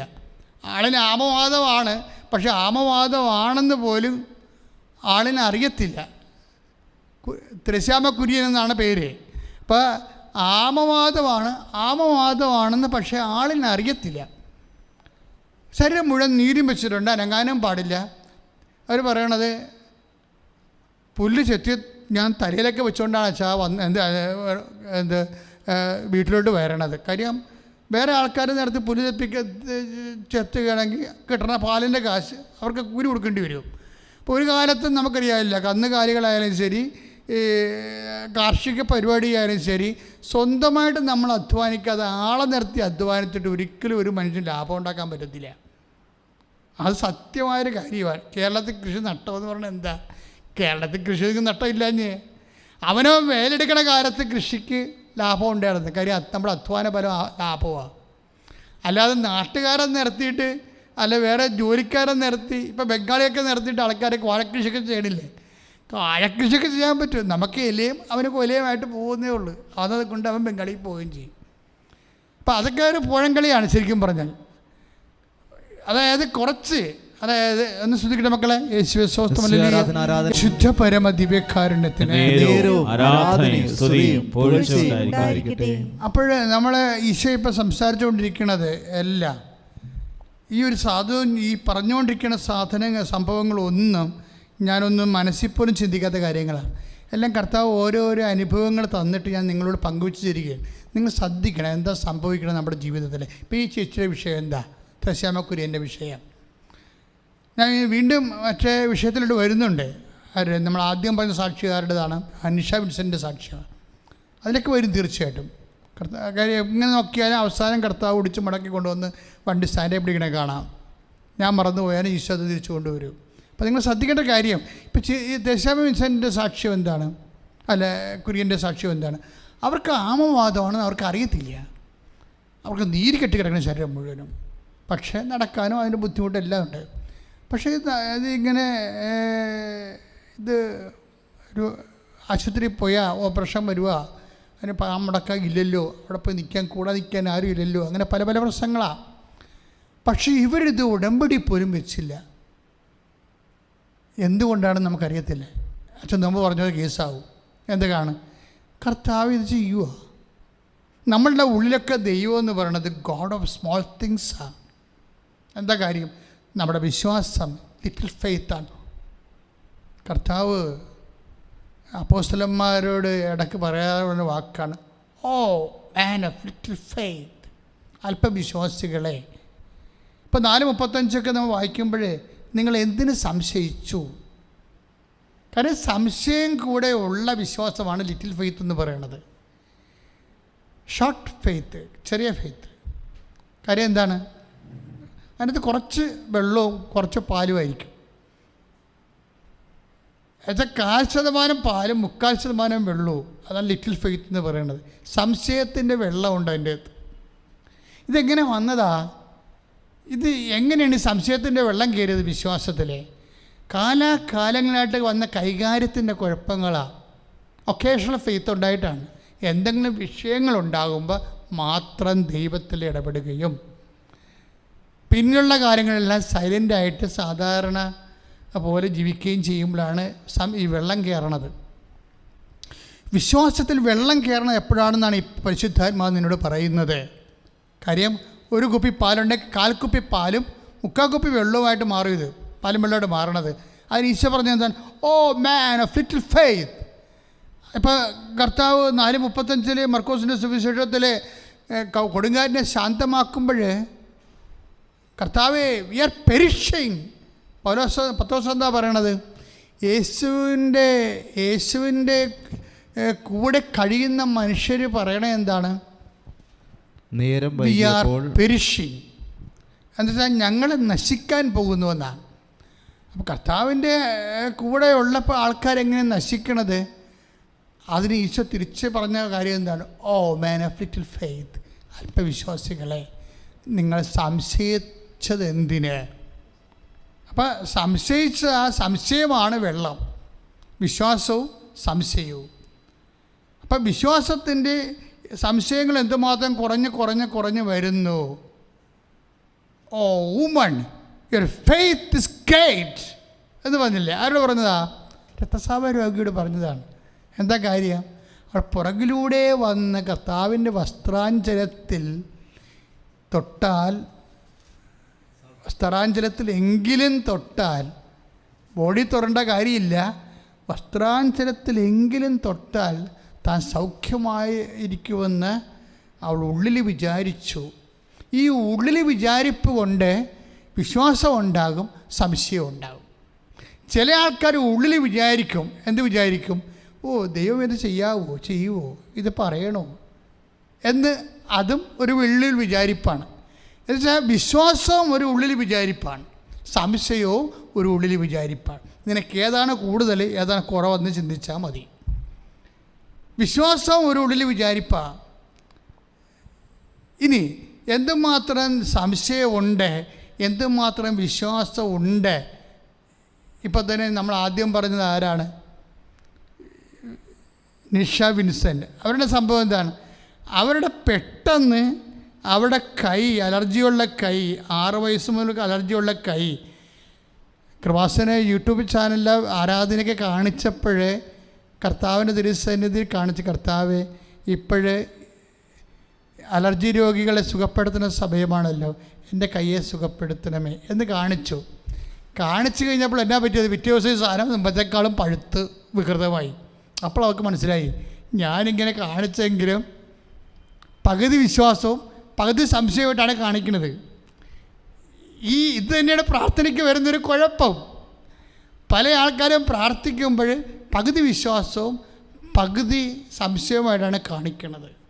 അപ്പം അങ്ങനെ വരുമ്പോൾ എന്നാ പറ്റുമെന്ന് വെച്ച് കഴിഞ്ഞാൽ, ദൈവത്തിന് എൻ്റെ പിതാവ് എപ്പോഴും പ്രവർത്തനക്ഷമനാണ്, ഞാനും പ്രവർത്തിക്കുന്നു, ഇല്ലേ? ഞാനും പ്രവർത്തിക്കുന്നു. പക്ഷേ ദൈവത്തിൻ്റെ പ്രവർത്തനം എന്താ? ദൈവത്തിൻ്റെ പ്രവർത്തനം നമ്മളിൽ വിശ്വാസം വർദ്ധിപ്പിച്ചെടുക്കുന്നതാണ് ദൈവത്തിൻ്റെ പ്രവർത്തനം. പറഞ്ഞു മനസ്സിലായില്ലേ? ഇപ്പം ഒന്ന് വായിച്ച് സ്തുതിക്കട്ടെ. ഹല്ലേലൂയ. ശുദ്ധ പരമ ദിവ്യകാരുണ്യത്തിന് അപ്പം ദൈവത്തിന് നമ്മളിലുള്ള പ്രവൃത്തിയാണ് എന്താണ്? വിശ്വാസം വർദ്ധിപ്പിക്കുക എന്നുള്ളത്. ഇതിന് ദൈവം ഓരോ ഇടപെടലുകൾ നടത്തും ജീവിതത്തിലെ. ചിലർക്ക് ആ ഇടപെടൽ അറിയാൻ പറ്റും, ചിലർ ഡെഡ് ബോഡി പോലെ അറിയത്തില്ല. എന്തെല്ലാം ദൈവം തൻ്റെ ചുറ്റിനും തൻ്റെ ജീവിതത്തിൽ ചെയ്താലും ചിലർ ജന്മനാ അന്ധന്മാരുണ്ടാവും. ജന്മനാ അന്ധന്മാരെ ചില ആൾക്കാർ ഭാര്യമാർ സുഖപ്പെടുത്തും. അവർ പ്രാർത്ഥിച്ച് അവർക്ക് വിശ്വാസം വർദ്ധിച്ചു. പക്ഷേ ചില വീട്ടിൽ ഭാര്യ അന്ധയായിരിക്കും. ജന്മനാ അന്ധന്മാരുള്ള വീടുകളില്ലേ, ജന്മനാ വിശ്വാസമില്ല കുറഞ്ഞിട്ടുള്ള ആൾക്കാർ, അവരെ ഭാര്യമാർ അവർ പ്രാർത്ഥിച്ച് സുഖപ്പെടുത്തിയെടുക്കും. പക്ഷേ ചില വീട്ടിൽ എന്നാ പറ്റും? ഭാര്യ അന്ധയായിരിക്കും, പിന്നെ മക്കളെ പറയാണ്ട് മക്കളും അന്ധന്മാർ. 9ാം ക്ലാസ്സിൽ പഠിക്കുന്ന മക്കളായാലും ശരി, അതുപോലെ തന്നെ എൻജിനീയറിംഗ് പഠിക്കുന്ന മക്കളായാലും ശരി, അവരും അന്ധന്മാരാണ്. എന്താണ്? മാതാപിതാക്കന്മാർ അന്ധന്മാരെടുത്ത്. ഇപ്പോഴും അവർ പാരമ്പര്യമായിട്ട് കൊടുത്ത ചെറിയ കുടുംബ പ്രാർത്ഥന ഒപ്പിച്ചും ഒക്കാതെയൊക്കെ ചൊല്ലി കുടുംബത്തിലൊക്കെ ചെയ്യുന്നുണ്ടെങ്കിലും ആഴമായിട്ടോ ഇതൊക്കെ വല്ലതും വിശ്വസിക്കാവോ, ഇതൊക്കെ ശരിയാക്കാവോ, പക്ഷേ ചെയ്തേക്കാം എന്നൊക്കെ പറഞ്ഞുകൊണ്ട് ആക്കാനും വേണ്ടി ഇങ്ങനെ മനസ്സിൻ്റെ ഉൾപ്രേരണ പോലെ ഒരു ശീലം പോലെ അങ്ങനെ ചെയ്തു പോകുന്നവരുണ്ട്. ഇവരുടെ മുമ്പിലും എപ്പം ദൈവം അനുഭവങ്ങൾ കൊടുക്കുന്നുണ്ട്. പക്ഷേ അനുഭവങ്ങളെ ഇവർ ഡയറക്റ്റായിട്ട് ഏറ്റു പറയത്തില്ല. എന്താ പ്രശ്നം വെച്ചാൽ അവർക്ക് ക്ഷീണമാണ്. പലരും എന്തിനുണ്ട് കരിസ്മാറ്റിക്കാരെ എതിർക്കാൻ കാര്യം എന്താണ്? കരിസ്മാറ്റ് മേഖലയിലെ ഒരു സൈദ്ധാന്തിക ആശയ ദൈവത്തെയൊന്നും അല്ല പറയണത്. We are speaking and proclaim the tangible god. നമുക്ക് തൊടാവുന്ന ദൈവത്തെയാണ് പറയണത്. ഇപ്പോൾ യുവമാർക്ക് പേടിയാണ്. എന്താ കാര്യം? അയ്യോ, ദൈവം സത്യമായിട്ട് ഉണ്ടെന്ന് അനുഭവിച്ചാൽ പിന്നെ നമ്മൾ അഭ്യാസങ്ങൾ നടക്കത്തില്ല. ദൈവത്തിൻ്റെ വചനം അനുസരിച്ച് ജീവിക്കേണ്ടി വരും. അത് പേടിയാണ്. ദൈവത്തിൻ്റെ വചനം അനുസരിച്ച് ജീവിക്കാൻ അത്ര ബുദ്ധിമുട്ടുള്ള കാര്യമല്ല. അതിൻ്റെ അഭിഷേകം കിട്ടിയ സിമ്പിളാണിത്, ദൈവത്തിൻ്റെ വചനം അനുസരിച്ച് ജീവിക്കുക എന്ന് പറയുന്നത്. ഇപ്പോൾ ഈ വിശുദ്ധന്മാരെയൊക്കെ നമ്മൾ കാണുമ്പോൾ അവർ വലിയ ആനക്കാര്യം, ഒരു ആനക്കാരും ചെയ്തിട്ടില്ല. ഇൻക്ലൂഡിങ് മദർ തെരേസയെക്കുറിച്ചും എന്താണ്, ഇപ്പോൾ മദർ തെരേസ കോടികൾ പോലും എനിക്ക് തന്നാലും അവർ ചെയ്യണ ജോലി ഞാൻ ചെയ്യത്തില്ല എന്നൊക്കെ പറഞ്ഞ് നമ്മൾ ആത്മകഥയെ വായിക്കും. പക്ഷെ ഒരു കാര്യം സത്യമാണ്, മദറിനത് സിമ്പിളാണ്. ഒരു കുഷ്ഠരോഗിയുടെ പുഴുവെടുത്ത് അരിച്ച് കളയുന്ന സ്ഥലത്തിരുന്ന് കഞ്ഞി കുടിക്കുന്നതോ അല്ല പുഴുവരിച്ച് കളയണതോ ഒക്കെ എടുത്തു മാറ്റണതൊക്കെ സിമ്പിളാണ്. എന്താ കാര്യം? ദൈവസ്നേഹത്തിൽ അതിൻ്റെ അഭിഷേകം അവർക്ക് കിട്ടിയിട്ടുണ്ട്. എന്താണ് അഭിഷേകം എന്ന് പറയുന്നത്? എൻ്റെ പിതാവിനാൽ ആകർഷിക്കപ്പെടാതെ ആർക്കും എൻ്റെ അടുത്ത് വരാനാവില്ലെന്ന് ഈശോ പറഞ്ഞില്ലേ? അത് ചെയ്യാനുള്ളൊരു ആകർഷണമുണ്ട്. എല്ലാം ഒരു ആകർഷണമാണ്. ഇപ്പം ഞങ്ങൾ സെലിബ്രേറ്റായിട്ട് ഇപ്പം ഞാൻ 62 വർഷമായി അല്ലെങ്കിൽ 36 വർഷമായിട്ട് പൗരോഹിത്യത്തിൽ നിൽക്കുക. ഇനി ഒരു ജന്മം കിട്ടിയാലും ഇതിന് ഓപ്ഷൻ ഉണ്ടോ എന്ന് ചോദിച്ചാൽ ഞാൻ പറയും ഓപ്ഷൻ ഇല്ലെന്ന് പറയും. കാര്യം വെച്ചാൽ ഞാൻ കുടുംബജീവിതത്തിൽ നിന്ന് എനിക്ക് കിട്ടാവുന്ന റിട്ടേൺസ് എന്തൊക്കെയാണെന്ന് എനിക്കറിയാം. കാര്യം ഞാനൊരു 21 ലക്ഷം കുടുംബങ്ങളെ കൗൺസിൽ ചെയ്തിട്ടുണ്ട്. ഏറ്റവും ടോപ്പ് നല്ല കുടുംബങ്ങളുണ്ട്, ദൈവാശ്ചര്യമുള്ള കുടുംബങ്ങളുണ്ട്, അല്ലാത്ത കുടുംബങ്ങളുണ്ട്, മീഡിയം ഫാമിലീസുണ്ട്. ഒരു ഫാമിലി വളർന്നാൽ എന്തുമാത്രം വളരാൻ പറ്റും എന്നെനിക്കറിയാൻ പറ്റും. പക്ഷെ ഒരു പൗരോഹിത്യം വളർന്നാൽ അതിനൊരു അറ്റവും ഉണ്ടാകത്തില്ല, അറുതിയും ഉണ്ടാകത്തില്ല. എന്താ കാര്യം? ഇവൻ ഫുൾ ടൈമർ കൃപയാണ്, ഫുൾ ടൈമർ കർത്താവിൻ്റെ ശുശ്രൂഷയിലാണ്. അതിൽ ആകർഷണം കിട്ടിയിരിക്കുകയാണ്, അതിൽ അഭിഷേകം കിട്ടിയിരിക്കുകയാണ്. അതിൽ നിന്നുള്ള റിട്ടേൺസ് എന്ന് പറയുന്നത് നമ്മൾ എവിടെ തലകുത്തി പറഞ്ഞാലും എപ്പോഴും കരുണയുടെ വർഷം പ്രഖ്യാപിച്ചെന്ന് ഫ്രാൻസിസ് മാർപ്പാപ്പ പറഞ്ഞപ്പോൾ ഞാൻ കൃപാസനത്തിൽ പ്രസംഗിച്ചത് എന്താണെന്നറിയാവോ? ഞാൻ രോഗിയായിരുന്നു, നിങ്ങളെന്നെ സന്ദർശിച്ചു, അല്ലെങ്കിൽ ഭക്ഷണമില്ലാത്ത ഭക്ഷണം കൊടുക്കുക, അതുപോലെ തന്നെ അങ്ങനെയുള്ള ദൈവത്തിൻ്റെ കരുണയെ ചുമ്മാ ഒരു സാമൂഹ്യ പ്രവർത്തനമായിട്ട് തരം താഴ്ത്തരുത്. ലോകത്തോട് കാണിക്കുന്ന സഭയാണെങ്കിൽ ലോകത്തോട് കാണിക്കാവുന്ന ഏറ്റവും വലിയ കരുണ എന്താണ്? യേശുവിനെ അറിയാത്തവരെ അറിയിക്കുകയാണ്. അതിനെക്കുറിച്ചൊരു അക്ഷരം മിണ്ടാതെ മറ്റ് അഭയാർത്ഥികളെ സ്വീകരിക്കുന്ന കാര്യവും അതുപോലെ തന്നെ അഭയം നൽകുന്ന കാര്യവും അതൊക്കെ യേശുവിന് മുമ്പ് മനുഷ്യൻ ചെയ്തുകൊണ്ടിരുന്ന കാര്യമാണ്. യേശുവിന് ശേഷമൊന്നുമല്ല ആൾക്കാർ അഭയാർത്ഥികളെ സ്വീകരിക്കാൻ തുടങ്ങിയത്. യേശുവിന് മുമ്പും ആൾക്കാർ വസ്ത്രമില്ലാത്തവർക്ക് വസ്ത്രം കൊടുക്കുമായിരുന്നു. തോബിയാസിനൊക്കെ പുസ്തകത്തിൽ എന്താ? മരിച്ചവനെ അടക്കണം. ഭക്ഷണം കഴിച്ചുകൊണ്ടിരിക്കുമ്പോഴേ നീ തെരുവീഥികൾ ചെല്ലൂ, അവിടെ ചെന്ന് നോക്കിയിട്ട് ആരെങ്കിലും ഉണ്ടെങ്കിൽ ഭക്ഷണം കഴിക്കാത്തതുണ്ടെങ്കിൽ വിളിച്ചോണ്ട് വാ, അവന് വരുന്നവരെ ഞാൻ ഭക്ഷണം കഴിക്കാതിരുന്നോളാമെന്ന് തോബിയാസ് മകനോട് പറയണതേ പുതിയ നിയമത്തിൽ പോലും ഇല്ല സംഭവം. താറ്റിപ്പിസാൻ്റെ അർത്ഥം എന്താ? അവൻ പക്ഷേ വന്നിട്ട് എന്താ പറയണത്?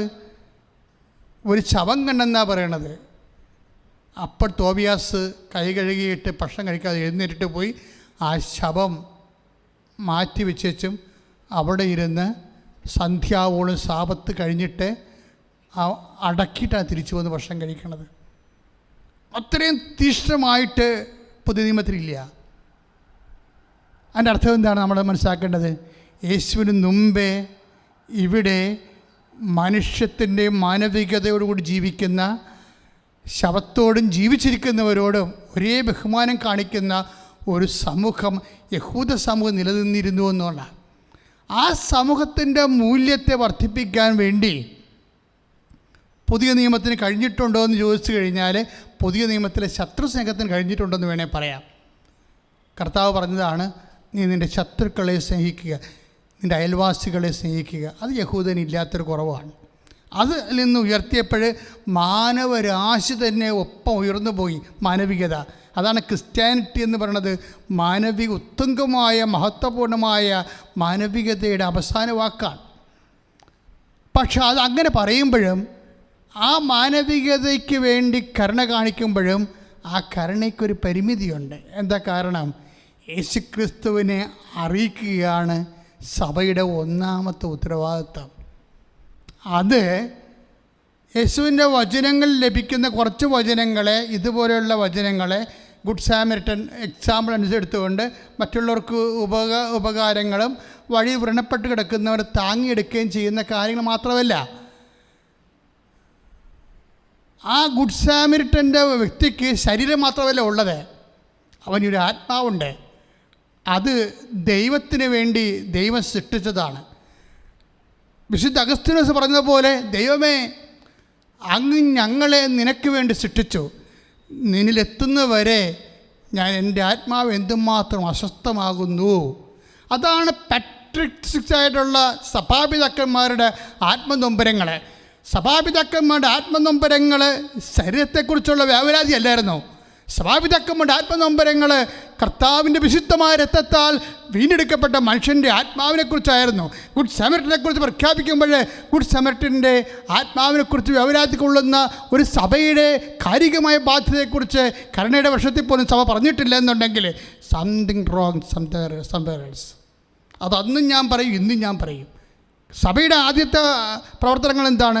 കർത്താവിനെ അറിയാത്തവരെ അറിയിക്കുക. പിന്നെ എന്താണ്? അറിഞ്ഞവനെ ആ അറിവിൽ ആഴപ്പെടുത്തുക. അതൊരു കാരുണ്യപ്രവൃത്തിയാണ്. ശ്രദ്ധിക്കട്ടെ.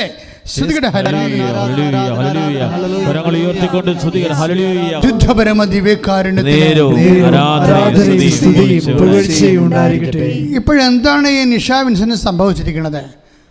അവർ യൂട്യൂബിൽ കാണിച്ച് കൈ അലർജി വന്ന കൈ കാണിച്ച് പ്രാർത്ഥിച്ചപ്പോൾ പിറ്റേ ദിവസം സംഭവിച്ചു, കൈ ചൊള്ളച്ച് പൊട്ടി, മുമ്പത്തേക്കാൾ വികൃതവും വേദനയുമായി. പേടിച്ചു പോയി അവർ. വിശ്വാസത്തിൻ്റെ വഴികളിൽ ഇതുപോലുള്ള ചില അനുഭവങ്ങൾ വരും.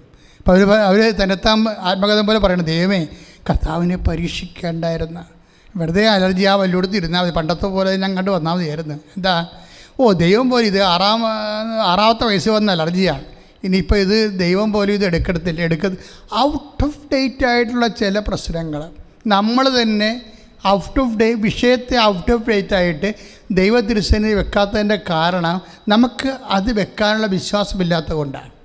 അപ്പോൾ ഇവളൊരു പരീക്ഷത്തിന് ഒരുങ്ങുകയാണ്. ചുമ്മാ ഒക്കട്ടെ എന്ന് പറഞ്ഞുകൊണ്ട് കൈ കാണിച്ചപ്പോൾ എന്നാ പറ്റി? വെളുക്കാൻ തേക്കണ പാണ്ടായി. എന്ത് പറ്റി? കൈ ചീർത്തോടുകൂടി കർത്താവിനോട് ഇവൾ സോറി പറഞ്ഞു.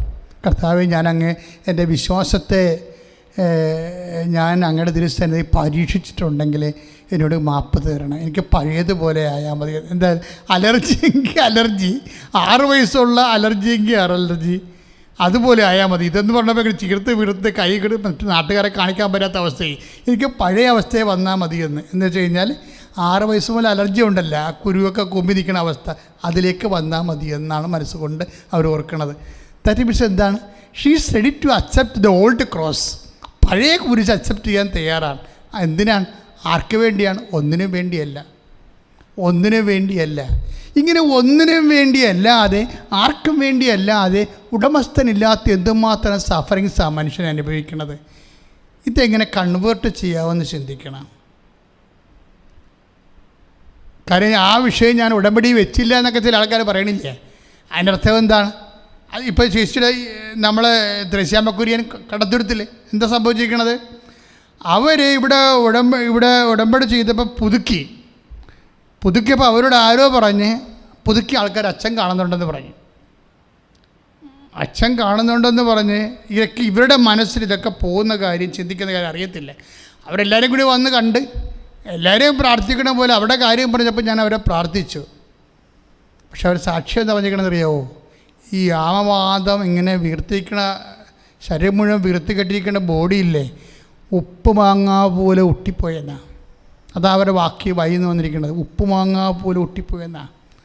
അപ്പം അതിൻ്റെ ആ താഴെ സാക്ഷി ഇട്ടിരിക്കുന്നത് യേശുക്രിസ്തു ഇന്നും ജീവിക്കണമെന്നാണ്. നിൻ്റെ ഏത് രോഗങ്ങളും ഏത് വിഷയങ്ങളും എന്തുകൊണ്ടാണ് ഇങ്ങനെ സംഭവിക്കുന്നത്? കഴിഞ്ഞ ദിവസം ഞാൻ മനസ്സാക്ഷ്യം എന്താണ്? 13 വർഷമായിട്ട് കേരളത്തിലെ മുഴുവൻ ആശുപത്രിയിലും പോയിട്ടും കുട്ടികളില്ലാത്ത വ്യക്തി, നീ പോ, കർത്താവ് നിന്നെ കുഞ്ഞിനെ തരും എന്ന് അടുത്തായെന്ന് പറയുമ്പോൾ ഈ വിശ്വാസത്തിലേക്ക് വന്ന ഒരു വഴികളുണ്ട്. ശരിക്കും നല്ല സങ്കടകരമായ വഴികളാണ്, ചെറിയ വഴികളൊന്നുമല്ല. സങ്കടകരമായ വഴികളിലൂടെയാണ്. അപ്പോഴെല്ലാം നമ്മുടെ ജീവിതത്തിൽ സങ്കടകരമായ വഴികളിലൂടെ ദൈവം കൊണ്ടുപോകണത് എന്തിനാ? വിശ്വാസം ഉറപ്പിക്കാനാണ്. അവൻ ദൈവപുത്രനാണെന്ന് പറഞ്ഞു തരാൻ വേണ്ടിയാണ്. ഞാൻ ഈശോയോട് പല പ്രസാദം ചോദിച്ചിട്ടേ, ഈശോ വചനം വായിക്കുമ്പോഴൊക്കെ ഈശോയുമായിട്ട് പലപ്പോഴും ഞാൻ തർക്കിക്കാൻ തുടങ്ങും. എന്ന് വെച്ച് കഴിഞ്ഞാൽ ഇപ്പം തന്നെ ഉദാഹരണത്തിന് ഈശോയ്ക്ക് സ്വഭാവത്തിലുള്ളത് നമുക്ക് ഈശോയുമായിട്ട് സഞ്ചരിക്കണമെങ്കിൽ ഈശോയുടെ സ്വഭാവം പഠിക്കണം. ഈശോയുടെ സ്വഭാവം പഠിക്കാത്ത കൊണ്ടാണ് ഈ ആൾക്കാർക്ക്, അമ്മയ്ക്കാണെങ്കിലുള്ള ഗുണമെന്ന് പറയുന്നത് പച്ചവെള്ളം പോലെ ഈശോൻ്റെ സ്വഭാവം അറിയാം. അത് കാരണം ഈ അമ്മ ക്ഷോഭിക്കത്തില്ല. എന്താ കാര്യത്തിൽ എന്തെല്ലാം വിഷയം ഇപ്പം ഈശോയുടെ ഭാഗത്തുനിന്ന് ക്ഷോഭകരമായ അനുഭവങ്ങളുണ്ടാവും ഈശോയുടെ ഭാഗത്തുനിന്ന്. എന്താ കാര്യം ക്ഷോഭകരമായ അനുഭവം എന്ന് പറഞ്ഞാൽ എന്താ? ഇപ്പം നസ്രത്തിൽ നിന്ന് ഇവർ ജെറുസലേമിലേക്ക് പോകുന്നു. അവിടെ നിന്ന് വീണ്ടും 3 ദിവസത്തെ വഴി അവർ തിരിച്ച് നടക്കുമ്പോഴാണ് ഔസേപ്പിതാവും മാതാവും തമ്മിൽ കണ്ടെത്തിയിട്ട് കൊച്ചു കയ്യിലില്ല, ഈശോനെ കാണാനില്ലെന്ന് പറയണത്.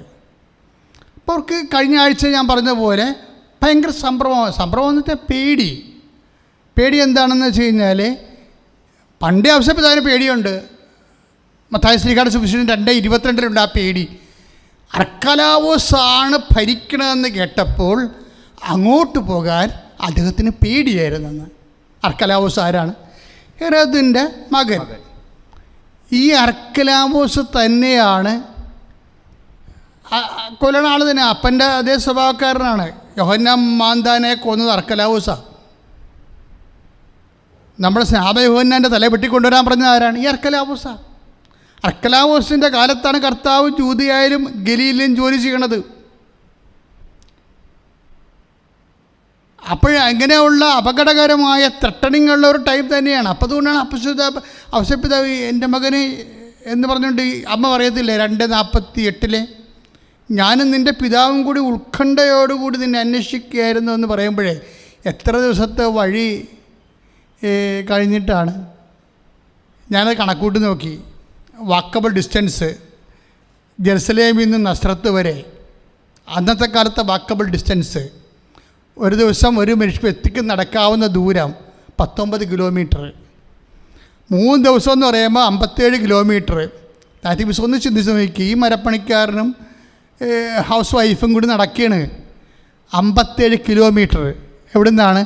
ജെറുസലേമിൽ പോയിട്ട് നേരെ തിരിച്ച് 3 ദിവസത്തെ വഴി നടന്നപ്പോൾ 57 കിലോമീറ്ററായി. ഇപ്പോൾ ഞാൻ കണക്കൂട്ടി നോക്കിയപ്പോൾ എടപ്പള്ളി വരെ ഉണ്ട്, കൃപാസനത്തിൽ നിന്ന് എടപ്പള്ളി വരെ. അപ്പോൾ ഈ കൃപാസനത്തിൽ നിന്ന് എടപ്പള്ളി വരെയുള്ള സംഭവം ഈ ഭാര്യയും ഭർത്താവും കൂടി പല കൂട്ടുകാരുടെ കൂടെ നടന്ന് ഇവിടെ തിരിച്ചെത്തിയപ്പോഴാണ് ആൾ കൂടെ ഇല്ല. പിന്നെ എന്ത് ചെയ്യണം? ഈ 57 കിലോമീറ്റർ 114 കിലോമീറ്റർ തിരിച്ച് നടക്കണം. 57 കിലോമീറ്റർ ഇങ്ങോട്ടാണേ. നടന്നതിന് ശേഷം പിന്നെ അങ്ങോട്ട് പോകുമ്പോൾ 114 ആയില്ലേ. അപ്പോൾ 114 കിലോമീറ്റർ ഈശോ ഒരു വാക്ക് പറഞ്ഞതിൻ്റെ പേരിൽ അമ്മയ്ക്ക് സഹിക്കേണ്ടി വന്ന സഹനമാണ് ഇത്. അതായത് ഈശോ ഉണ്ടാക്കി കൊടുത്ത ട്രബിളുകൾ നമ്മുടെ ജീവിതത്തിൽ ഈശോ ഉണ്ടാക്കി തരുന്ന ട്രബിളുകൾ കുറേ ഉണ്ട്. നീ വിശ്വാസിയാണെങ്കിൽ ഇതിലൂടെ നിനക്ക് വളരാൻ പറ്റത്തുള്ളൂ. ഇന്ന് ഞാൻ എന്തുകൊണ്ടാണ് ഓരോ വ്യക്തിയോട് മകൾ നിനക്ക് കുഞ്ഞിനെ കിട്ടുമെന്ന് പറയണത് യേശുവിൻ്റെ നാമത്തിലാണ്. കാര്യം യേശു എൻ്റെ ജീവിതത്തിൽ ഉണ്ടാക്കി തന്ന കുറേ ട്രബിളുണ്ട്. ആ ട്രബിളിനോടെല്ലാം ഒരു ആരോടും പരാതിയില്ലാതെ ഈശോയും ഞാനും മാത്രമായിട്ട് അത് കൈകാര്യം ചെയ്തിട്ടുള്ള കാലങ്ങളുണ്ടാകും. നാളെ എങ്ങനെയാണ് നമുക്കറിയത്തില്ല. ഇന്ന് വരെ ഉള്ള കാര്യമാണ് ഞാൻ പറയണത്. ഞാനിത് പറയാൻ കാര്യം നിങ്ങൾക്കും ഇത് സാധിക്കുമെന്ന് പറയാൻ വേണ്ടിയാണ്. എന്താ കാര്യം വെച്ച് കഴിഞ്ഞാൽ ഇപ്പം അമ്മ എന്താ ചെയ്തിരിക്കണത്? ഈ 114 കിലോമീറ്റർ നടന്ന് തിരിച്ച് അണ്ണാക്കം തള്ളി ഒരു നാരങ്ങ വെള്ളം കുടിക്കാനുള്ള കാശ് പോലും ഇല്ലാതെ തിരിച്ച് ചെല്ലുമ്പോൾ ചോദിക്കണ ചോദ്യം എന്താണ്? എന്തിനാണ് എന്നെ അന്വേഷിച്ചത്? ഞാൻ എൻ്റെ പിതാവിൻ. That's okay. അത് അല്ലല്ലോ ആദ്യം പറയേണ്ടത്. അപ്പം ക്ഷോഭിക്കാൻ പറ്റും തീർച്ചയായിട്ടും. നീ എന്ത് മാങ്ങാത്തിലായി പറയണത്? ഇങ്ങനെയാണ് സംസാരിക്കേണ്ടത്. ഞങ്ങൾ അണ്ണാക്കം തള്ളി ഇവിടെ ഒന്നാമത്തിൽ ഒരു ഉളിയും കൊട്ടുപടിയും എടുത്തിട്ട് കാണിച്ചിട്ടാണ് ബാക്കി ഭക്ഷണം കഴിച്ചിട്ട് ബാക്കി ഉണ്ടാകുന്ന കാശ് കൂസിൽ കൂട്ടിയാണ് പെരുന്നാളിന് പോണത്. ആ ആളിനെ കൊണ്ട് ഇരട്ടി നടപ്പ് നടത്തിച്ചിരിക്കുന്നത്. ഒരു വാക്ക് പറഞ്ഞിരുന്നെങ്കിൽ ഞാനിവിടെ തങ്ങുകയാണ് എന്ന് പറഞ്ഞിരുന്നെങ്കിൽ തീർച്ചയായിട്ടും അവർ അവിടെ നിന്നേനെ. അങ്ങനെ ഒരു വാക്ക് പറയാഞ്ഞതിൻ്റെ പേരിൽ ജീസസ് ഉണ്ടാക്കി കൊടുത്ത ട്രബിൾ ഭയങ്കരമാണ്. പക്ഷെ ആ ട്രബിളിനോട് ഇവർ കൈവരിച്ചിട്ടുള്ള ഒരു സംഭവമുണ്ട്. എന്താണ്? ക്ഷോഭിക്കാത്ത സുവിശേഷം. Who is Mary? ആരാണ് അമ്മയെന്ന് ചോദിച്ചാൽ ഞാൻ പറയും അമ്മ ഒരു ക്ഷോഭിക്കാത്ത സുവിശേഷമാണെന്ന്. ക്ഷോഭിച്ചില്ലല്ലോ. ഇത്രയും വലിയ കാര്യങ്ങൾ പറഞ്ഞ് ഇത്രയും കഷ്ടപ്പാടുണ്ടായിട്ടും അമ്മ ക്ഷോഭിച്ചില്ലല്ലോ. നിങ്ങൾ പറയാം അമ്മ കുരിശേ കയറിയില്ലെന്ന്. കാണാത്തത്തിന് കുരിശേ കയറിയിട്ടാണ് അമ്മ അമ്മയായത്. ശ്രുതികട്ടെ. അമ്മയുടെ ക്ഷോഭിക്കാത്ത സുവിശേഷത്തെക്കുറിച്ച് ഇന്നലെയാണ് പരിശുദ്ധാത്മാവ് സംസാരിച്ചത്. അപ്പോൾ ഞാൻ പെട്ടെന്ന് ഓർത്തത് യോനായുടെ ക്ഷോഭമാണ്. യോനായുടെ കർത്താവ് സുവിശേഷ വേല ചെയ്യാൻ പറഞ്ഞിട്ട് ആ മനുഷ്യൻ അയാളുടെ വേല ചെയ്ത് സുവിശേഷ വേല ചെയ്തില്ല.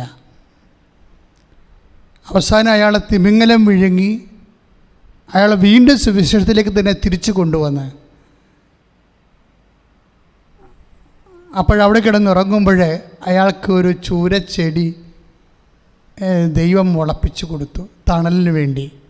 അപ്പോൾ ഒരു ഊഴാൻ വന്ന് ഒരു പുഴു വന്ന് ആ തണൽ വെട്ടിക്കളഞ്ഞ്. അപ്പോൾ യോന പുഴുവിനോടല്ല ക്ഷോഭിച്ചത്, ദൈവത്തോട് ക്ഷോഭിച്ചു. അപ്പോഴേ അത് യോനയുടെ പുസ്തകത്തിൽ 4-ാം അധ്യായമുണ്ട്. ദൈവം യോനായോട് ചോദിച്ചു, ആ ചെടിയെ ചൊല്ലി ക്ഷോഭിക്കാൻ നിനക്കെന്ത് കാരണം? അവൻ പറഞ്ഞു, കോപിക്കാൻ എനിക്ക് കാരണമുണ്ട്, മരണം വരെ ഞാൻ കോപിക്കും. അതാണ് യോന പറഞ്ഞത് 4:9. ദൈവം യോനായോട് ചോദിച്ചു, ആ ചെടിയെ ചൊല്ലി കോപിക്കാൻ നിനക്കെന്ത് കാര്യം? ആ ചെടിയെ ചൊല്ലി കോപിക്കാൻ നിനക്കെന്ത് കാരണം? അവൻ പറഞ്ഞു, കോപിക്കാൻ എനിക്ക് കാര്യമുണ്ട്, കോപിക്കാൻ എനിക്ക് കാരണം, മരണം വരെ കോപിക്കാൻ. മരണം വരെ കോപിക്കാൻ. അതായത് അപ്പോൾ ദൈവം പറയും, നീ നട്ടില്ല, നീ വളർത്തിയില്ല, അപ്പോൾ അതിനെ വെട്ടിക്കളഞ്ഞപ്പോൾ നിനക്കെന്ത് കാരണം കോപിക്കാൻ? പക്ഷേ ഇതങ്ങനെയല്ലല്ലോ. അമ്മയാണ് വചനമായി നാട്ടുകാരുടെ മുമ്പിൽ അപമാനത്തോടുകൂടി യേശുവിനെ ഗർഭം ധരിച്ചത്. അമ്മയാണ് ചാണാക്കുഴിയിൽ ഒരു വീട് പോലും കിട്ടാതെ അപമാനിതയായി യേശുവിനെ പെറ്റത്. അമ്മയാണ് കയ്യെ തൂക്കിപ്പിടിച്ച് നടന്ന് ഈ 12 വയസ്സെ വളർത്തിയത്. കോപിക്കാൻ അമ്മയ്ക്ക് അധികാരമില്ലേ? ദൈവവേദലെ, ദൈവത്തോട് അധികാരമുണ്ടെങ്കിലും കോപിക്കാത്ത ഒരു സുവിശേഷ ശുശ്രൂഷ അല്ലെങ്കിൽ ഒരു വിശ്വാസി, അതാണ് നമ്മുടെ ലക്ഷ്യം. അതാണ് അമ്മയുടെ ആധ്യാത്മികത. ശ്രുതികട്ടെ. പരിശുദ്ധ പരമദിവ്യകാരുണ്യത്തിന് നമ്മളിപ്പോഴും പരിശുദ്ധാത്മാവ് നമ്മളോട് പറഞ്ഞുകൊണ്ടിരിക്കുന്നത്, നമുക്ക് ദൈവത്തോട് ക്ഷോഭിക്കാൻ 2 അവസരങ്ങളുണ്ടാവും എപ്പോഴും. ഒന്ന്, ദൈവം തന്നെ ഉണ്ടാക്കി തരുന്ന അവസരങ്ങൾ ക്ഷോഭിക്കാൻ വേണ്ടി എന്തെങ്കിലും ഒരു കാരണമുണ്ടാകും. ദൈവത്തോട് ക്ഷോഭിക്കാൻ കാരണമുള്ളപ്പോഴും കാരണമില്ലാത്തവളെപ്പോലെയാണ് അമ്മ ജീവിച്ചത്. എനിക്ക് ക്ഷോഭിക്കാൻ ഒരു കാരണമില്ല. യോനാജു പറഞ്ഞു, എനിക്ക് ക്ഷോഭിക്കാൻ, മരണം വരെ ക്ഷോഭിക്കാൻ കാരണമുണ്ട്. പക്ഷെ ഒരു കാര്യം അവനില്ലായിരുന്നു, അമ്മയ്ക്കും മരണം വരെ ക്ഷോഭിക്കാൻ കാരണമുണ്ട്. പക്ഷേ എങ്കിട്ട് ആ കാരണങ്ങളൊന്നും കാരണമായി അമ്മ കരുതിയില്ല. ആ കാരണങ്ങളൊന്നും കാരണമായി അമ്മ കരുതിയില്ല. അമ്മയെല്ലാം ഹൃദയത്തിൽ സംഗ്രഹിച്ചു എന്ന് പറയുമ്പോഴേ അതിലെല്ലാം ഇതുണ്ട്. കാര്യം നമ്മളിപ്പോൾ സംസാരിച്ചുകൊണ്ടിരിക്കുന്നത് ദൈവം നമ്മുടെ ജീവിതത്തിൽ ഉണ്ടാക്കി തരുന്ന ട്രബിളുകളാണ്. വേറെ ഒരു അക്ഷരത്തിൽ പറഞ്ഞാൽ ദൈവത്തിന് വേണമെങ്കിൽ, ഇപ്പം മത്തായിയുടെ സുവിശേഷത്തിലില്ലേ 8:2, മത്തായി ശ്ലീഹയുടെ സുവിശേഷം 8:2, അങ്ങയ്ക്ക് മനസ്സുണ്ടെങ്കിൽ എന്നെ സൗഖ്യമാക്കാൻ കഴിയും. കുഷ്ഠരോഗി പറഞ്ഞതാണ്. അപ്പം കുഷ്ഠരോഗിക്ക് മനസ്സിലായി എന്താണ്, ദൈവത്തിന് മനസ്സുണ്ടെങ്കിൽ നമ്മളെ സൗഖ്യമാക്കാൻ കഴിയും. അപ്പോൾ ഈശോ എന്താ പറഞ്ഞത്? ദാറ്റ്സ് കറക്റ്റ്, നീ പറഞ്ഞ കറക്റ്റാണ്. എനിക്ക് ചില വിഷയങ്ങൾക്ക് മനസ്സുണ്ട്, ചില വിഷയങ്ങൾക്ക് മനസ്സില്ല. നിൻ്റെ കാര്യത്തിൽ എനിക്ക് മനസ്സുണ്ട്, നീ സൗഖ്യമുള്ളവനാവുക. അപ്പോൾ നമ്മൾക്ക് ദൈവത്തിന് വേണമെങ്കിൽ, മനസ്സുണ്ടെങ്കിൽ ഒഴിവാക്കാമായിരുന്ന ഒത്തിരി പ്രശ്നം ദൈവം ഒഴിവാക്കാത്ത അനുഭവങ്ങൾ നമുക്കുണ്ടാവും.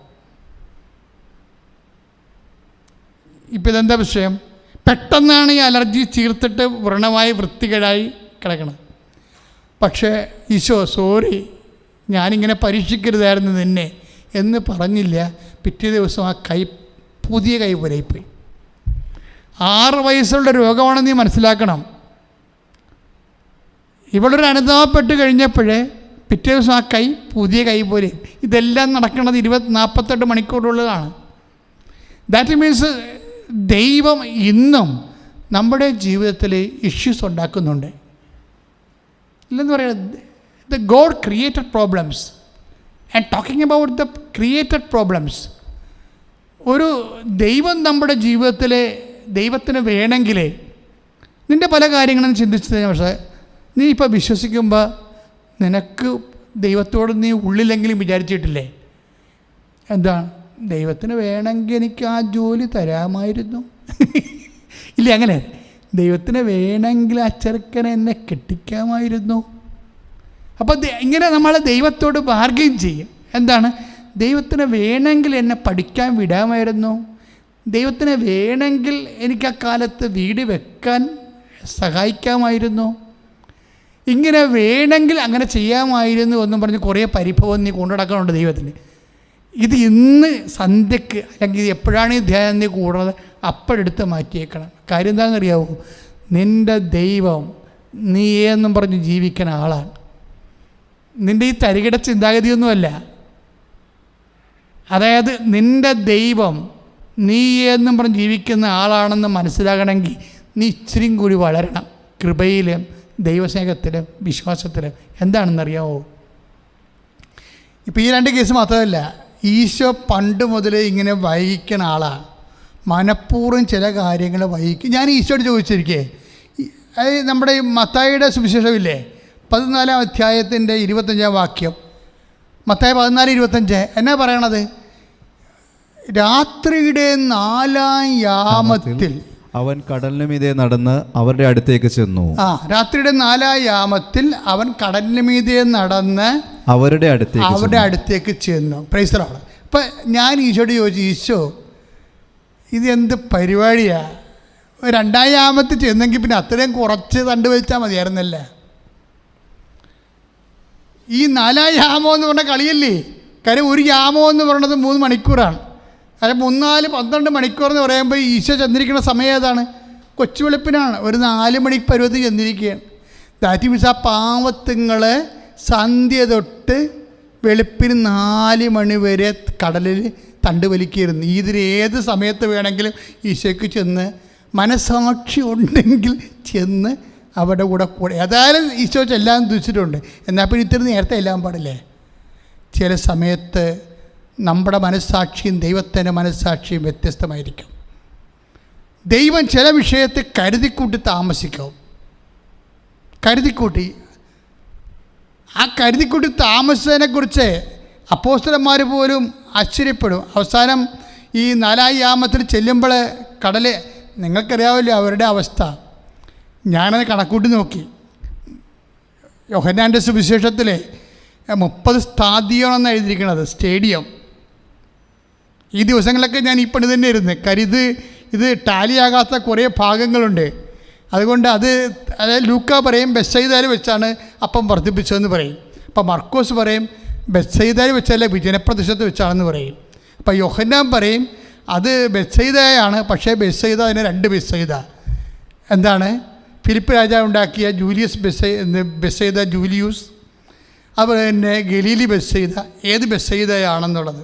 അപ്പം ഇതെല്ലാം തമ്മിൽ കണ്ടുപിടിച്ച് ഹരിച്ചും കുണിച്ചും കണ്ടുപിടിച്ച് എന്താ വെച്ചാൽ പിന്നെ അക്കരയ്ക്ക് പോയി മറുകരയ്ക്ക് പോയപ്പോൾ എവിടുന്നാണ് മറുകരയ്ക്ക് പോയത് അതെല്ലാം കൺഫ്യൂഷനാണ്. അപ്പോൾ ഈ സുവിശേഷമായിരുന്നുകൊണ്ട് ഈ ദിവസങ്ങളിലൊക്കെ ഞാൻ ഇത് തന്നെ നോക്കിക്കൊണ്ടിരിക്കുകയായിരുന്നു. മറുകര എന്ന് പറഞ്ഞാൽ എവിടെയാണ്? അപ്പോൾ നോക്കിയപ്പോൾ അവിടെ ഒരു ബെത്സയിദ ഉണ്ട്, അവിടെ ഒരു ഗനേസറത്തുണ്ട്, ഇപ്പുറത്തെ കരയിലാണ് ഒരു ബെത്സയിദ ജൂലിയൂസ് ഉള്ളത്. അവിടെയാണ് അപ്പം വർദ്ധിപ്പിച്ചത്, ആ പാരമ്പര്യ വിശ്വാസം. പക്ഷേ അങ്ങനെയാണെങ്കിൽ ഇങ്ങോട്ട് വരുമ്പോൾ ഗനേസറത്താണ് ഉള്ളത്, മറുകരയ്ക്ക് പോകുമ്പോഴേ. അത് യോഹന്നാൻ അതിനോട് യോജിക്കുന്നുണ്ട്. അങ്ങനെയെങ്കിൽ എത്ര കിലോമീറ്ററാണിത് നോക്കിയപ്പോൾ 9 കിലോമീറ്ററുണ്ട്. ഈ ബെത്സയിദയിൽ നിന്നാണ് മറുകരയ്ക്ക് പോന്നിട്ടുണ്ടെങ്കിൽ അത് യോഹന്നാൻ്റെ സുവിശേഷത്തിൻ്റെ രീതി അതാണ്.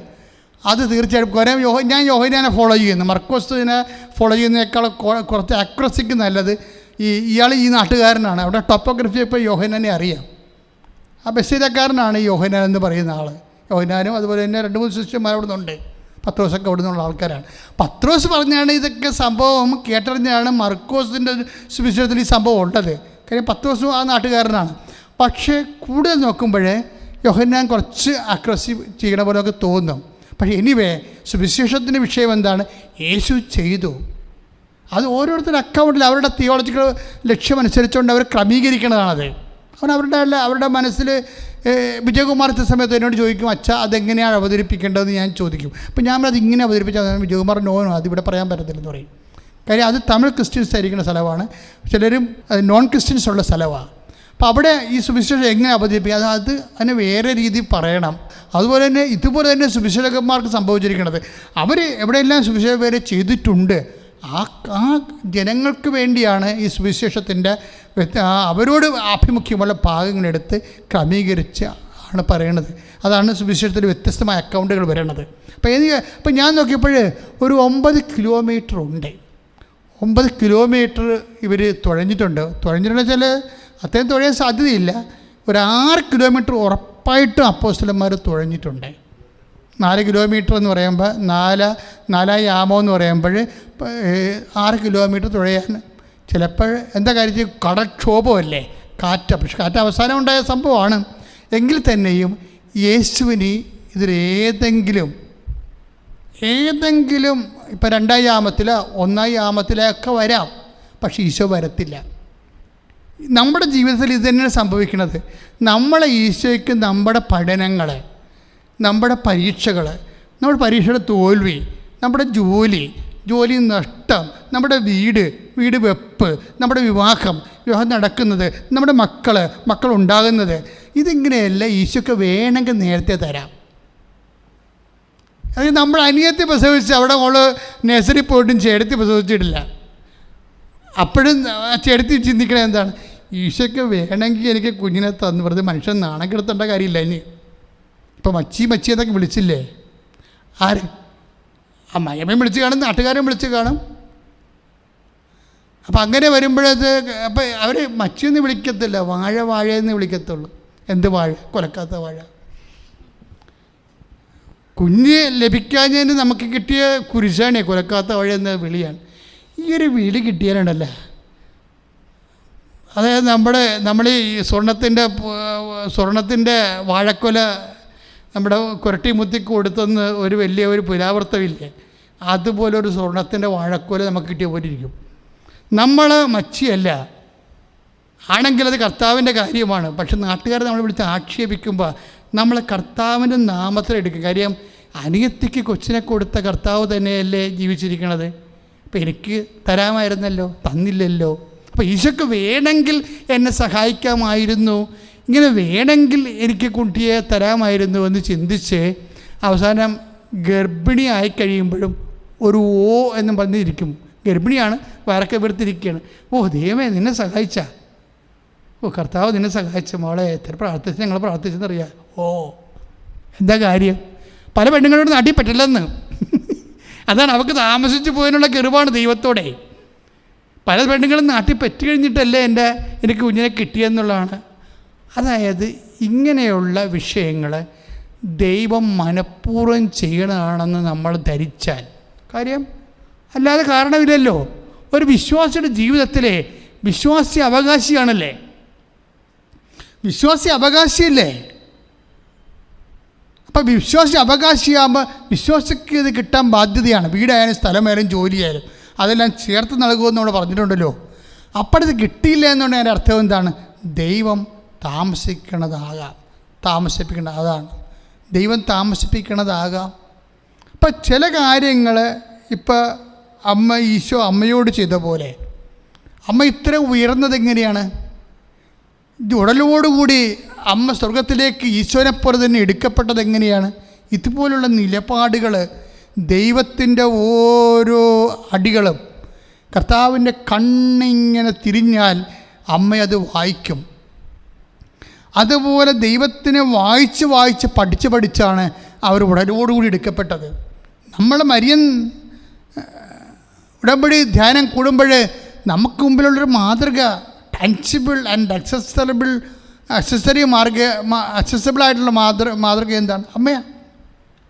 ഞാൻ എന്തിങ്ങനെ പറയണമെന്ന കാര്യം, ഇപ്പം തന്നെ ഇതുപോലെ താമസിക്കുന്ന വിഷയങ്ങൾ, ഇപ്പോൾ മത്തായിയുടെ സുവിശേഷം തന്നെ 14:5, 14:15, മത്തായി ശ്രീകാരുടെ സുവിശേഷം തന്നെ അവിടെ ഉണ്ട് ഈ വിഷയം. 14:15 എന്താ പറയണത്? ശിഷ്യന്മാർ വന്ന് സായാഹ്നമായപ്പോൾ ശിഷ്യന്മാർ അവനെ സമീപിച്ച് പറഞ്ഞു, ഇതൊരു വിജന സ്ഥലമാണ്, നേരവും വൈകിയിരിക്കുന്നു. ഗ്രാമങ്ങളിൽ പോയി തങ്ങൾക്ക് ഭക്ഷണം വാങ്ങാൻ ഈ ജനക്കൂട്ടത്തെ പറഞ്ഞയക്കുക. That's okay. അപ്പോൾ ജനങ്ങളെ അപ്പോൾ ഇവിടെ എന്താ പ്രശ്നം? രണ്ട് പ്രോബ്ലമാണ് ഇവിടെ വന്നിരിക്കുന്നത്. മത്തായി ശ്രീകാരുടെ സുവിശേഷത്തിൽ 14:15 രണ്ട് പ്രോബ്ലം വന്നിട്ടുണ്ട്. ഈ രണ്ട് പ്രോബ്ലവും ക്രിയേറ്റഡ് ബൈ ജീസസ്. എന്താ കാര്യം? യോഹന്നാൻ മാന്താനയുടെ പെടലി വെട്ടിയെന്ന് അറിഞ്ഞപ്പോഴേ കർത്താവ് അന്തിപ്പാസിൻ്റെ ടെറിട്ടറിയിൽ നിന്ന് മൂവ് ചെയ്യുന്നുണ്ട് അവിടെ. കാര്യം അവൻ്റെ ടെറിട്ടറി അവിടെ ഉള്ളത്. പക്ഷേ അത് മൂവ് ചെയ്യാൻ കാരണം അവനെ പേടിച്ചിട്ടൊന്നുമല്ല. ഒരു കാരണമുണ്ട്. അപ്പോസ്തലന്മാരെ ഔട്ട്റീച്ചിന് വിട്ടിരിക്കുകയായിരുന്നു. അപ്പോൾ ഓരോരുത്തരും വന്നിട്ട് അവരുടെ കൈ കൊണ്ട് രോഗം സുഖപ്പെട്ട കാര്യവും സാത്താനെ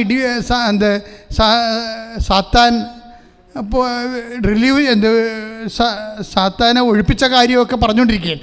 അപ്പോൾ ഈശോ പറഞ്ഞു, നിർത്ത്, നമുക്കൊരു വിജന സ്ഥലത്തേക്ക് പോയിട്ട് ഇത് സംസാരിക്കാം. അപ്പോൾ എന്താണ് ഈ വിജന സ്ഥലത്തേക്ക് പോയത്? ആരാണ്? അപ്പോസ്തലന്മാർ പറയേണ്ടത് ഒരു വിജന സ്ഥലമാണെന്ന്. ഈ വിജന സ്ഥലം ഉണ്ടാക്കിയത് ആരാണ്? മര്യാദക്ക് ആൾപ്പാർപ്പുള്ള സ്ഥലത്തേക്ക് പോയാൽ പോരാണെന്ന്. ഇത് ഈശോ ഉണ്ടാക്കിയ പരിപാടിയാണ്. നമുക്കൊരു വിജന സ്ഥലത്തേക്ക് പോകാം. ക്ലിയർ അല്ലേ? അപ്പോൾ ഇപ്പോഴും ഇവർ പറയാനുണ്ടല്ലോ വിജന സ്ഥലത്തേക്ക് പോകാം, ഇതൊരു വിജന സ്ഥലമാണെന്ന്. എങ്ങനെ ഉണ്ടാക്കിയതാണ്? അപ്പോസ്തലന്മാരുണ്ടാക്കിയതാണോ? ആകസ്മികമായിട്ട് ഉണ്ടായതാണോ? അല്ല, ഈശോ കരുതിക്കൊണ്ട് ഉണ്ടാക്കിയ വിജന സ്ഥലമാണ്.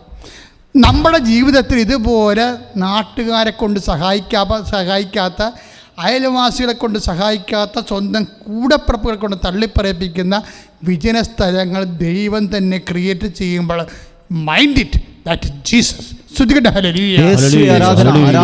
കർത്താവേ, ഇപ്പോഴും ഞാൻ പ്രാർത്ഥിക്കുന്നു, നീ നിൻ്റെ വിശുദ്ധ പൗരോഹിത്യത്തെ മഹത്വപ്പെടുത്തിയതിന് നന്ദി പറയുന്നു. കർത്താവെ, കുഞ്ഞുനാൾ മുതൽ നിൻ്റെ തിരുസന്നിധിയിൽ നീ മാത്രം ദൈവം, നീ മാത്രം ഏകരക്ഷകരെന്ന് പറഞ്ഞുകൊണ്ട് കർത്താവെ, അമ്മയുടെ മാതൃകയും മധ്യസ്ഥയും പിൻചെല്ലുകൊണ്ട് കർത്താവെ, ഞങ്ങൾ ഇവിടെ ഇപ്പോഴെത്തിയിരിക്കുന്നു. കർത്താവെ, അനേകം മക്കൾ കർത്താവെ, നീ അവരുടെ ജീവിതത്തിൽ നീ ചെയ്തത് എന്താണെന്ന് അവർക്ക് മനസ്സിലായിട്ടില്ല. കർത്താവെ, അമ്മയെപ്പോലെ അവരും ചോദിച്ചിട്ടുണ്ട്, ഈശോ ഞങ്ങളോട് നീ ചെയ്തത് എന്താന്ന്. കർത്താവെ, ഞങ്ങളോട് ചെയ്തത് എന്തായാലും കർത്താവെ അത് ദൈവത്തിൻ്റെ ഒരു നീതിയാണെന്ന് അമ്മയ്ക്കറിയാമായിരുന്നു. അതുപോലെ ഞങ്ങൾ അറിഞ്ഞുകൊണ്ട് അമ്മയെപ്പോലെ ഹൃദയത്തിൽ സംഗ്രഹിക്കുന്ന കിട്ടാത്ത കാര്യങ്ങൾ, താമസിച്ച കാര്യങ്ങൾ, കടകവിരുദ്ധമായി സംഭവിച്ച വിഷയങ്ങൾ എല്ലാം കർത്താവെ അങ്ങയുടെ തിരുസന്നിധി സമർപ്പിച്ചുകൊണ്ട് പ്രാർത്ഥിക്കുന്നു. കർത്താവെ, ഈ പ്രാർത്ഥനകളെല്ലാം കേട്ടുകൊണ്ട് കർത്താവെ, ഈ സംഭവങ്ങളെല്ലാം കർത്താവ് അനുസ്മരിച്ചുകൊണ്ട് ഞങ്ങളോട് കരുണ തോന്നണം. തിരുവിലാൽ മുറിവേറ്റവനെ കരുണ തോന്നണമേ. കർത്താവ്, തിരുവിലാൽ മുറിവേറ്റ കരുണ തോന്നണേ. മുൾക്കിടം ചൂടിയവനെ കരുണ തോന്നണമേ. മുറിവേറ്റ കരുണ തോന്നണമേ. കർത്താവിന് വിശുദ്ധ രക്തം, കർത്താവിന് വിശുദ്ധ രക്തം, എൻ്റെ കർത്താവിന് ഉന്നതമായ നാമത്തിലെ സഭയുടെ അധികാരത്തെ കുറിച്ചിന്റെ അടയാളത്തിൽ ശക്തിയാൽ മാരക രോഗികളിലേക്ക് കർത്താവ് മഴയായി പെയ്യട്ടെ. മാരക രോഗികളിലേക്ക് കർത്താവ് മഴയായി പെയ്യട്ടെ. ഈശോ മരുന്ന് പിടിക്കാത്ത രോഗികൾ കണ്ണിലൂടെ പ്രാർത്ഥിക്കുന്നു. പണമില്ലാത്ത രോഗികൾ, ആശുപത്രി അകപ്പെട്ടവർ, നോക്കാനും തിരക്കാനും ഇല്ലാത്തവർ കർത്താവെ, വേദനയോടെ ദൈവമേ നീ മാത്രമേ ഉള്ളൂ എന്ന് പറഞ്ഞുകൊണ്ട് കർത്താവെ തേറിക്കൊണ്ട് കണ്ണിലൂടെ പ്രാർത്ഥിക്കുന്നു. ഈശോ കൈ നീട്ടണമേ. കർത്താവെ, ഈ സമുദ്രത്തിന്മേൽ കൈ നീട്ടുന്നതുപോലെ ജീവിത സമുദ്രങ്ങളെ തിരയുന്നവരെ, ദുഃഖത്തിന്റെ, രോഗത്തിന്റെ, തകർച്ചയുടെ കർത്താവെ കരങ്ങളാൽ, സമുദ്രങ്ങളാൽ ഉള്ളം തിരയുന്നവരുടെ മേൽ നീ കൈ നീട്ടണമെന്ന് പ്രാർത്ഥിക്കുന്നു. കർത്താവെ, അവൻ കൈ നീട്ടെ, സമുദ്രത്തിലേക്ക് കൈ നീട്ടെ, ക്ഷോഭിക്കുന്ന സമുദ്രത്തിൽ കൈ നീട്ടിക്കൊണ്ട് അവൻ പറഞ്ഞു, അടങ്ങുക, ശാന്തമാവുക. ആ കൈകള് കർത്താവെ പുരുഷാന്തങ്ങളുടെ മാന്ത്രങ്ങളുടെ കർത്താവെ വേദനിക്കുന്ന മനുഷ്യരാശിയുടെ മേൽ കർത്താവ് നീട്ടിയ അതേ കൈകൾ കർത്താവെ ഇപ്പോഴും നീട്ടണമെന്ന് പ്രാർത്ഥിക്കുന്നു. ഈ ധ്യാനം ഓൺലൈനിൽ കണ്ടിരിക്കുന്ന ഓരോ കുടുംബങ്ങൾ കർത്താവെ ദുഃഖക്കടലായി സങ്കടക്കടലായി തിരയുന്ന കുടുംബങ്ങള്, മക്കളുടെ ദുർനടപ്പുകള് കർത്താവ്, മക്കളുടെ തെറ്റായ ബന്ധങ്ങൾ കർത്താവ്, പാപകരമായ ജീവിതങ്ങൾ കർത്താവ്, ആ പാപക്കടലിലേക്ക് കർത്താവ് അടങ്ങുക, ശാന്തമാവുക എന്ന് കർത്താവ് നിന്റെ കൈ നീട്ടണമെന്ന് പ്രാർത്ഥിക്കുന്നു. കർത്താവ് തിരയെ മുറിച്ചു കടന്ന് അവനവന്റെ കടലുകള് അവനവന്റെ വിശ്വാസത്തോടെ അവനവന്റെ കുടുംബത്തോടിൽ അവനവന്റെ നുഴയുമ്പോഴേ കർത്താവ് ചാരേ വന്നണയുന്നവനെ കൂടെ സഞ്ചരിക്കുന്നവനെ, സമാന്തര സഞ്ചാരി കർത്താവെ, ഞങ്ങളുടെ സങ്കടങ്ങളുടെ സമാന്തര സഞ്ചാരി, ഞങ്ങൾ സ്തുതിക്കുന്നു, വാഴ്ത്തുന്നു, നന്ദി പറയുന്നു. ഉന്നതമായ നാമത്തിലെ മാരക രോഗങ്ങളെ, ഉന്നതമായ നാമത്തിലെ വേദനകളെ, ഉന്നതമായ നാമത്തിലെ കുടുംബത്തിന്റെ സങ്കടത്തിന്റെ രോഗത്തിന്റെ കടങ്ങളുടെ കടലുകളെ, സങ്കട കടലുകളെ, തെരയുന്ന ഹൃദയങ്ങളെ യേശുവിന്റെ നാമത്തിൽ കൽപ്പിക്കുന്നു, അടങ്ങുക, യേശുവിന്റെ നാമത്തിൽ കൽപ്പിക്കുന്നു, ശാന്തമാവുക. ശ്രദ്ധിക്കട്ടെ. പരിശുദ്ധ പരമ ദിവ്യകാരുണ്യത്തിന് വാതരോഗങ്ങളെ കർത്താവേ ഉപ്പുമാങ്ങാ പോലെ ചുട്ടിപ്പോയ മക്കളെ ഇവിടെ ആരാധനയിൽ സാക്ഷ്യത്തിൽ ഞാൻ സംസാരിച്ചായിരുന്നു. അതുപോലെ അലർജി വന്ന് വികൃതകോലമായിട്ട് കൈകളെ കർത്താവ് സെക്കൻഡുകൾ കൊണ്ട് സുഖപ്പെടുത്തി. ദൈവത്തിലെ ഇതുപോലെ ഏതെല്ലാം മേഖലകളിലെ നിന്റെ ജീവിതത്തിൽ എന്തെല്ലാം രോഗങ്ങളുണ്ട്, എവിടെയെല്ലാം നിന്നെ വേദനിപ്പിക്കുന്നുണ്ട്, നിന്റെ പ്രഷർ രോഗങ്ങളുള്ളവരെ നെഞ്ചത്ത് കൈവച്ചുകൊണ്ട് പ്രാർത്ഥിക്കട്ടെ. ശുഭരോഗമുള്ളവരെ നെഞ്ചത്ത് കൈവച്ചുകൊണ്ട് പ്രാർത്ഥിക്കട്ടെ. മാറാത്ത തലവേദന ഉള്ളവരെ തലയിൽ കൈവച്ചുകൊണ്ട് പ്രാർത്ഥിക്കട്ടെ. ടോൺസിൽ രോഗികളെ തൊണ്ടയിൽ കൈവച്ചുകൊണ്ട് പ്രാർത്ഥിക്കട്ടെ. പിൻകടത്തിന് വേദന സ്പോണ്ടിലോസിസ് രോഗികളെ പിൻകടത്ത് കൈവച്ചുകൊണ്ട് പ്രാർത്ഥിക്കട്ടെ. ഈശോന്റെ പരിശക്തി കടൽ രോഗികളെ പിന്നെ കർത്താവ് നെഞ്ചിന് താഴെ കൈവച്ചുകൊണ്ട് പ്രാർത്ഥിക്കട്ടെ. ഈശോ നിന്റെ വിശുദ്ധ പൗരോഹിത്യത്തെ മഹത്വപ്പെടുത്തണമേ കർത്താവേ. സഭയുടെ സാന്നിധ്യം പ്രകടമാക്കണമേ അമ്മേ. ഈശോ സഭയുടെ സമയ കടികാരവുമായി കർത്താവെ തിരുനെഞ്ചിലെ സമയ കടികാരവുമായി കൃപാസ്ഥാനത്താരെ പ്രത്യക്ഷപ്പെട്ട് അമ്മയുടെ മധ്യസ്ഥത്തില് അമ്മയെ മധ്യസ്ഥ നിർത്തിക്കൊണ്ട് ആയിരങ്ങൾ പതിനായിരങ്ങള് ഈ ഓൺലൈനിൽ പ്രാർത്ഥിക്കുമ്പോഴേ അവർക്ക് വേണ്ടി പ്രാർത്ഥിക്കുന്ന ജോലിയില്ലാത്തവരെ, പരീക്ഷ ഒത്തു വരാത്തവരെ, പരീക്ഷ ജയിക്കാത്തവരെ, കർത്താവെ പരീക്ഷയ്ക്ക് പരാജയപ്പെട്ടു പോയവരെ, അതിന്റെ പേര് പണം നഷ്ടപ്പെട്ടു പോയവരെ, ജോലി നഷ്ടപ്പെട്ടു പോയവരെ, ജോലി പറഞ്ഞയക്കപ്പെട്ടവരെ, നാടുവിട്ടു പോയവരെ, നാട്ടിലേക്ക് പറഞ്ഞു വിട്ട് അയക്കപ്പെട്ടവരെ, തിരിച്ചു പോകാൻ പറ്റാത്തവരെ, യേശുവേ അകലങ്ങളിലോട് താമസിക്കുന്നവരെ, അവർക്ക് വീടില്ലാത്തവരെ, വലിയ വാടക കൊടുത്തു കർത്താവെ, സാമ്പത്തിക കടങ്ങളിലേക്ക് എത്തിച്ചെന്നവരെ, ഭാര്യയുടെ ജീവിത പങ്ക് ആളുകൾ തൊഴിൽ കർത്താവെ നഷ്ടപ്പെട്ടു പോയവരെ എല്ലാം ഇപ്പോൾ ഏറ്റെടുക്കണമേ. അതിന്റെ ഔദാര്യത്തിൽ കർത്താവെ കഴിയുന്നവരെ അവരുടെ സങ്കടങ്ങളെ കർത്താവെ ഏറ്റെടുക്കണം കർത്താവെ. ഭക്ഷണവും താമസവും മാത്രം കിട്ടിയ പോലുള്ള കർത്താവെ, ജീവിതമില്ലാത്ത കർത്താവെ, അശരണരെ കർത്താവെ, ഓരോരുടെ ഔദാര്യത്തിൽ ജീവിക്കുന്നവരുടെ മേൽ കർത്താവിന് കാരുണ്യം ചെയ്യട്ടെ, കർത്താവിന് കാരുണ്യം ചെയ്യട്ടെ, കർത്താവിന് കാരുണ്യം ചെയ്യട്ടെ. ശ്രദ്ധിക്കട്ടെ.